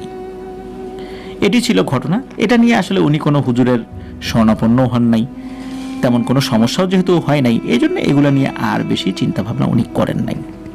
তো আসুন এবার শেষ ঘটনাতে চলে যাই। এই ঘটনাটি ওনার সাথে খুলনাতেই ঘটেছিল। ঘটনাটির সময়কাল 2021 সালের শেষের দিকে। যতদূর ওনার মনে পড়ে নভেম্বরের শেষ সপ্তাহ বা ডিসেম্বরের প্রথম সপ্তাহ হতে পারে। খুলনার মতো একটা ব্যস্ত শহরের মধ্যেও যে ভৌতিক ঘটনা ঘটতে পারে এটা ওনার কল্পনাতেও ছিল না। তাও আবার ঘটেছে খুলনার খুব পরিচিত স্থানে। ঘটনাটির সূত্রপাত মূলত ওনার এক বন্ধুর বোনের বিয়েকে কেন্দ্র করে। ওনার এক বন্ধুর নাম হচ্ছে প্রীতম দে, তার বড় বোন অর্থাৎ দিদির বিয়ে ছিল ওই দিন। তো হিন্দু বিয়ে হওয়ার কারণে বিয়ের লগ্ন ছিল রাত 9টার দিকে। তো বিয়ের কার্যক্রম শুরু হলো। সকল কাজ শেষ করে ওনাদের মোটামুটি ফ্রি হতে হতে রাত 3টার মতো বেজে গেল। হিন্দুদের বিয়ে কিন্তু একটু দীর্ঘ সময়ব্যাপী হয়, তাদের অনেকগুলো রিচুয়াল রয়েছে, সেগুলো করতে হয়। তো ওনারা তো বেশ কয়েকজন ছিলেন ওই দিদির বিয়েতে। তো এর মধ্যে এই সাদমান সাকিব, প্রীতম সহ আরও 4 জন ছিল, মোট 6 জন ছিল। তো প্রীতমদের বাসা মূলত তালতলা মসজিদের একটু সামনে। তো শীতকাল হওয়ার কারণে সবাই বললো চল একটু চা খেয়ে আসি। তো রাত অনেক ছিল, সবারই মোটামুটি শীত করছিল বেশ। সবাই মিলে সিদ্ধান্ত নিলেন যে ওই খুলনার 7 রাস্তায় গিয়ে সবাই চা খাবেন আর একটু হালকা নাস্তা করবেন। বলা বাহুল্য 7 রাস্তায় কিন্তু সারা রাতই চায়ের দোকান খোলা থাকে। তালতলা মসজিদ থেকে 7 রাস্তার মোড় হেঁটে গেলে সর্বোচ্চ 3 থেকে 4 মিনিটের পথ। ওনারা সবাই 7 রাস্তার মোড়ে পৌঁছে চা খেলেন আর হালকা কিছু নাস্তা করে নিলেন। প্রীতমদের বাসা থেকে রোডটা এমন যে প্রথমে রয়্যালের মোড়ে এসে পড়বে, মানে রয়্যালের মোড় পড়বে, তারপর 7 রাস্তা পড়বে, তারপরে ময়লাপোতা নামক একটা জায়গা পড়বে। তো রাস্তাটা আবার একদম সোজা। রয়্যালের মোড় থেকে ময়লাপোতা একদম সোজা দেখা যায়। রয়্যালের মোড় 7 রাস্তা থেকে খুলনা টু ঢাকা যাওয়ার জন্য অনেকগুলো বাস কাউন্টার রয়েছে। তো রাস্তার পাশ দিয়ে সারি সারি বাস দাঁড় করানো থাকে রাতের বেলা। আর ওনারা যখন 7 রাস্তার মোড় গিয়েছিলেন, রাত তখন অনেক বেশি হওয়ার কারণে রাস্তায় ওনারা ছাড়া আর কোনো লোকই ছিল না। শুধু 7 রাস্তার মোড়ে চায়ের দোকানের ওইখানে 3-4 জন এই টহলদারি পুলিশ দাঁড়িয়েছিলেন। তো ওনারা চা খাওয়া শেষ করে 7 রাস্তা দিয়ে যখন রয়্যালের মোড়ের দিকে আসছিলেন, তখন হঠাৎ করে একটা বয়স্ক মহিলা ওনাদের সামনে চলে আসেন। তো ওনারা সবাই একসাথে দেখেন যে উনি একটা বাসের পেছন থেকে হঠাৎ করে ওনাদের সামনে এসে দাঁড়ালো।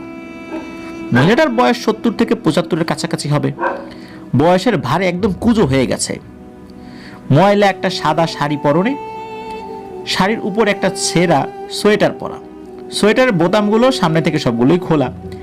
বাম কাঁধে একটা পুটলি রয়েছে কালো রঙের। চুলগুলো একদম সাদা, তার চুলে অনেক বড় বড় জট হয়ে আছে, এটা বোঝা যাচ্ছে। আর জটের মধ্যে বিভিন্ন ধরনের রঙিন সুতা, দড়ি এগুলো রয়েছে। রঙিন দড়ি মানে কালার করা দড়ি, এগুলো দিয়ে ওই জট বেঁধে রেখেছে। 2 হাতে অনেকগুলো আংটি, বিভিন্ন রঙের আংটি, বিভিন্ন পাথরের আর কি। ডান হাতে বেশ বড় একটা হার, এটা কি কোনো মানুষের নাকি অন্য কোনো প্রাণীর হার, এটা অবশ্য ওনারা বুঝতে পারেন নাই। আর পায়ে কোনো স্যান্ডেল বা জুতা নেই, একদম খালি পা। তাকে দেখে ওইভাবে ভয় পাওয়ার মতো কিছু ছিল না বা অস্বাভাবিক কোনো কিছু ছিল না। তো এই সাদমান সাকিব ভাই উনি ওই বয়স্ক মহিলাটাকে দাদি বলে সম্বোধন করে বললেন যে দাদি আপনার কি কিছু লাগবে? তো প্রশ্নের উত্তর না দিয়ে উল্টো ওনাদের সকলকে ধমকে সুরে বলল, এই বেটারা তোরা এত রাতে এখানে কি করিস? এই সাদমান সাকিব ভাই উত্তর দিলেন যে আমাদের তো এক দিদির বিয়ে ছিল, তো অনেকক্ষণ অনেক কাজ টাজ করলাম, একটু ক্লান্ত হয়ে গেছিলাম, তো একটু চা খেতে আসছি। তো চা খাওয়া শেষ, এখন বাড়ির দিকে যাচ্ছি। এ কথা শোনার পর ওই বৃদ্ধা মহিলা এই ওনাদেরকে আবারও প্রচন্ড কড়া গলায় বলল, একদম সোজা এখান থেকে বাসায় চলে যাবি, পেছন দিকেও তাকাবি না। আর এত রাত্রে বের হওয়ার কি হয়েছে? হ্যাঁ, এত রাত্রে আর কখনো বের হবি না, তারা যা বাড়ি যা। তার গলার স্বরটা এমন ছিল যে চিকন গলা এবং মোটা গলা একসাথে কথা বললে যেমনটা শোনা যায়, অনেকটা ওই রকম। এদিকে কি হয়েছে যে ওনারা যারা চা খেতে আসছিলেন আর কি, সাদমান সাকিব ভাই সহ ওই যে প্রীতম দে আরো কয়েকজন, ওনারা এই মহিলাটাকে পাগল মনে করে তার প্রশ্নের কোনো উত্তর না দিয়ে সোজা হাঁটা শুরু করলেন। এই সাদমান সাকিব ভাই কি মনে করে হাঁটা দেওয়ার 1 সেকেন্ড বা 2 সেকেন্ড পর পেছন দিকে ঘুরে দেখার চেষ্টা করলেন যে ওই বৃদ্ধা মহিলা আছেন কিনা। কিন্তু অবাক করা ব্যাপার হলো, পেছন দিকে ঘুরে উনি কাউকেই দেখতে পান নাই। উনি একটু চমকে গিয়ে সবাইকে বলেন, এই পেছন দিকে তাকায় দেখতো, ওই মহিলাটা নাই। সবাই তখন পেছন দিকে তাকিয়ে দেখে যে আসলেই তো নাই, এত দ্রুত কোথায় চলে গেল। তখন সাথে থাকা অন্যরা বলছে, আরে রাস্তার পাশে তো কত গাড়ি ঘোড়া আছে, এই গাড়ির কোনটার পিছনে চলে গেছে বা সামনে চলে গেছে, এই জন্য হয়তো দেখা যাচ্ছে না। কিন্তু এই সাদমান সাকিব ভাইয়ের মন কোনোভাবেই মানছে না। উনি সকলকে বললেন যে চল তো একটু খুঁজে দেখি উনি গেল কোথায়। এরপর সবাই মিলে তাকে খোঁজা শুরু করলো, কিন্তু ওই বয়স্ক মহিলাকে কোথাও খুঁজে পাওয়া গেল না। ওখানে দাঁড়িয়ে থাকা প্রত্যেকটা বাসের পেছনে তন্ন তন্ন করে খুঁজে দেখা হয়েছে। আর শুরুতেই বলা হয়েছে রাস্তাটা একদম সোজা ছিল, কেউ যদি এই রাস্তা দিয়ে আড়াআড়ি সরে যাওয়ার চেষ্টা করে অবশ্যই চোখে পড়বে। আর বাসের পেছনে যে দাঁড়িয়ে আছে এটা কিন্তু সম্ভব না, কারণ প্রত্যেকটা জায়গায় খুব ভালোভাবে ওনারা চেক করেন। আশেপাশে তেমন কোনো গলিও নাই যে সেই গলির ভিতরে ঢুকে যাবে।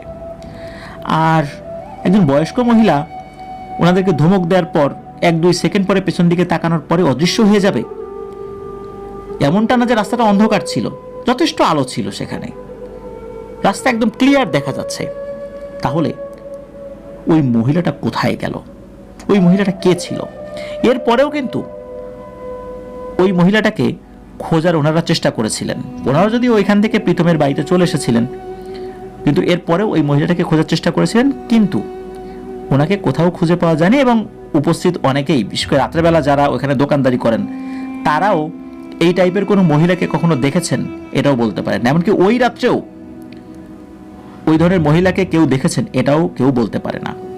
রয়্যালের মোড় থেকে ময়লাপোতার মাঝামাঝি জায়গাটুকুর ভিতরে এই ঘটনাটি ঘটেছিল। তো এরপরেও তো অনেকবার বের হয়েছেন, এরপরেও ওই মহিলার সাথে কখনো দেখা হয় না সাদমান সাকিব ভাইয়ের। তবে ওই মহিলাটা কেন সতর্ক করেছিল, কি ব্যাপার ছিল, এই বিষয়টা এক রহস্যময় ব্যাপার হয়ে রয়ে গেছে। কারণ ওই মহিলার কাছ থেকে দূরে সরে যাওয়ার পর কোনো ভয়ঙ্কর ঘটনা কিন্তু ওনারা দেখেনও নাই। এই জায়গাটাতেই একটা রহস্য কাজ করে যে ওই মহিলাটা কে ছিল, কেনই বা ওনাদেরকে নিষেধ করেছিলেন। জিনিসটা একটা রহস্যাবৃত বিষয় হয়েই রয়ে গেল ঘটনার এই অংশটা। তো এটাই ছিল ঘটনা যেটা সাদমান সাকিব ভাই পাঠিয়েছিলেন, 3টি ছোট ছোট ঘটনা, সেটা লিসেনারদের সামনে উপস্থাপন করলাম। প্রিয় লিসেনার্স, আশা করছি আমাদের এই 6টি ঘটনা আপনাদের ভয়ের শিহরণ জাগাতে সক্ষম হয়েছে ইনশাল্লাহ। যারা আমাদেরকে ঘটনা পাঠিয়েছেন সকলকে আন্তরিকভাবে মোবারকবাদ জানাচ্ছি। যারা ধৈর্য ধরে এতক্ষণ আমাদের ঘটনাগুলো শুনলেন তাদেরকেও মোবারকবাদ জানাচ্ছি। আজকের এপিসোড এখানেই শেষ করব। আগামীকাল বড় দাদার ঘটনা আসছে, জুবা ইসলাম ভাইয়ের পাঠানো, এটাই হবে বড় দাদার শেষ ঘটনা। এরপর জুবা ইসলাম ভাই অন্য ঘটনাগুলো পাঠাবেন, কারণ এরপরে বড় দাদার আর কোনো ঘটনা আসলে ওনার কাছে নাই, আর পাওয়ার সম্ভাবনাটাও খুব কম। এই জন্যই আমরা বড় দাদার ঘটনাটা শেষ ঘটনা হিসেবে প্রচার করব। আশা করছি আগামীকাল ফ্রাইডে স্পেশাল এপিসোডের দুর্দান্ত একটি ঘটনা আপনারা শুনতে যাচ্ছেন, টান টান উত্তেজনার একটি ঘটনা। বড় দাদার ঘটনা মানেই অন্যরকম ঘটনা। শোনার আমন্ত্রণ জানিয়ে বিদায় নিচ্ছি। আমার জন্য দোয়া করবেন, আমার পরিবারের জন্য দোয়া করবেন, আপনাদের জন্য দোয়া রইল, আপনাদের পরিবারের প্রত্যেকের জন্য দোয়া রইল। মহান আল্লাহ সুবহানাহু ওয়া তাআলা আমাদেরকে ভালো রাখুন, সুস্থ রাখুন, নিরাপদে রাখুন, আফনান দ্য ওয়ার্ল্ডের সাথে রাখুন। আসসালামু আলাইকুম। প্রিয় লিসেনার্স,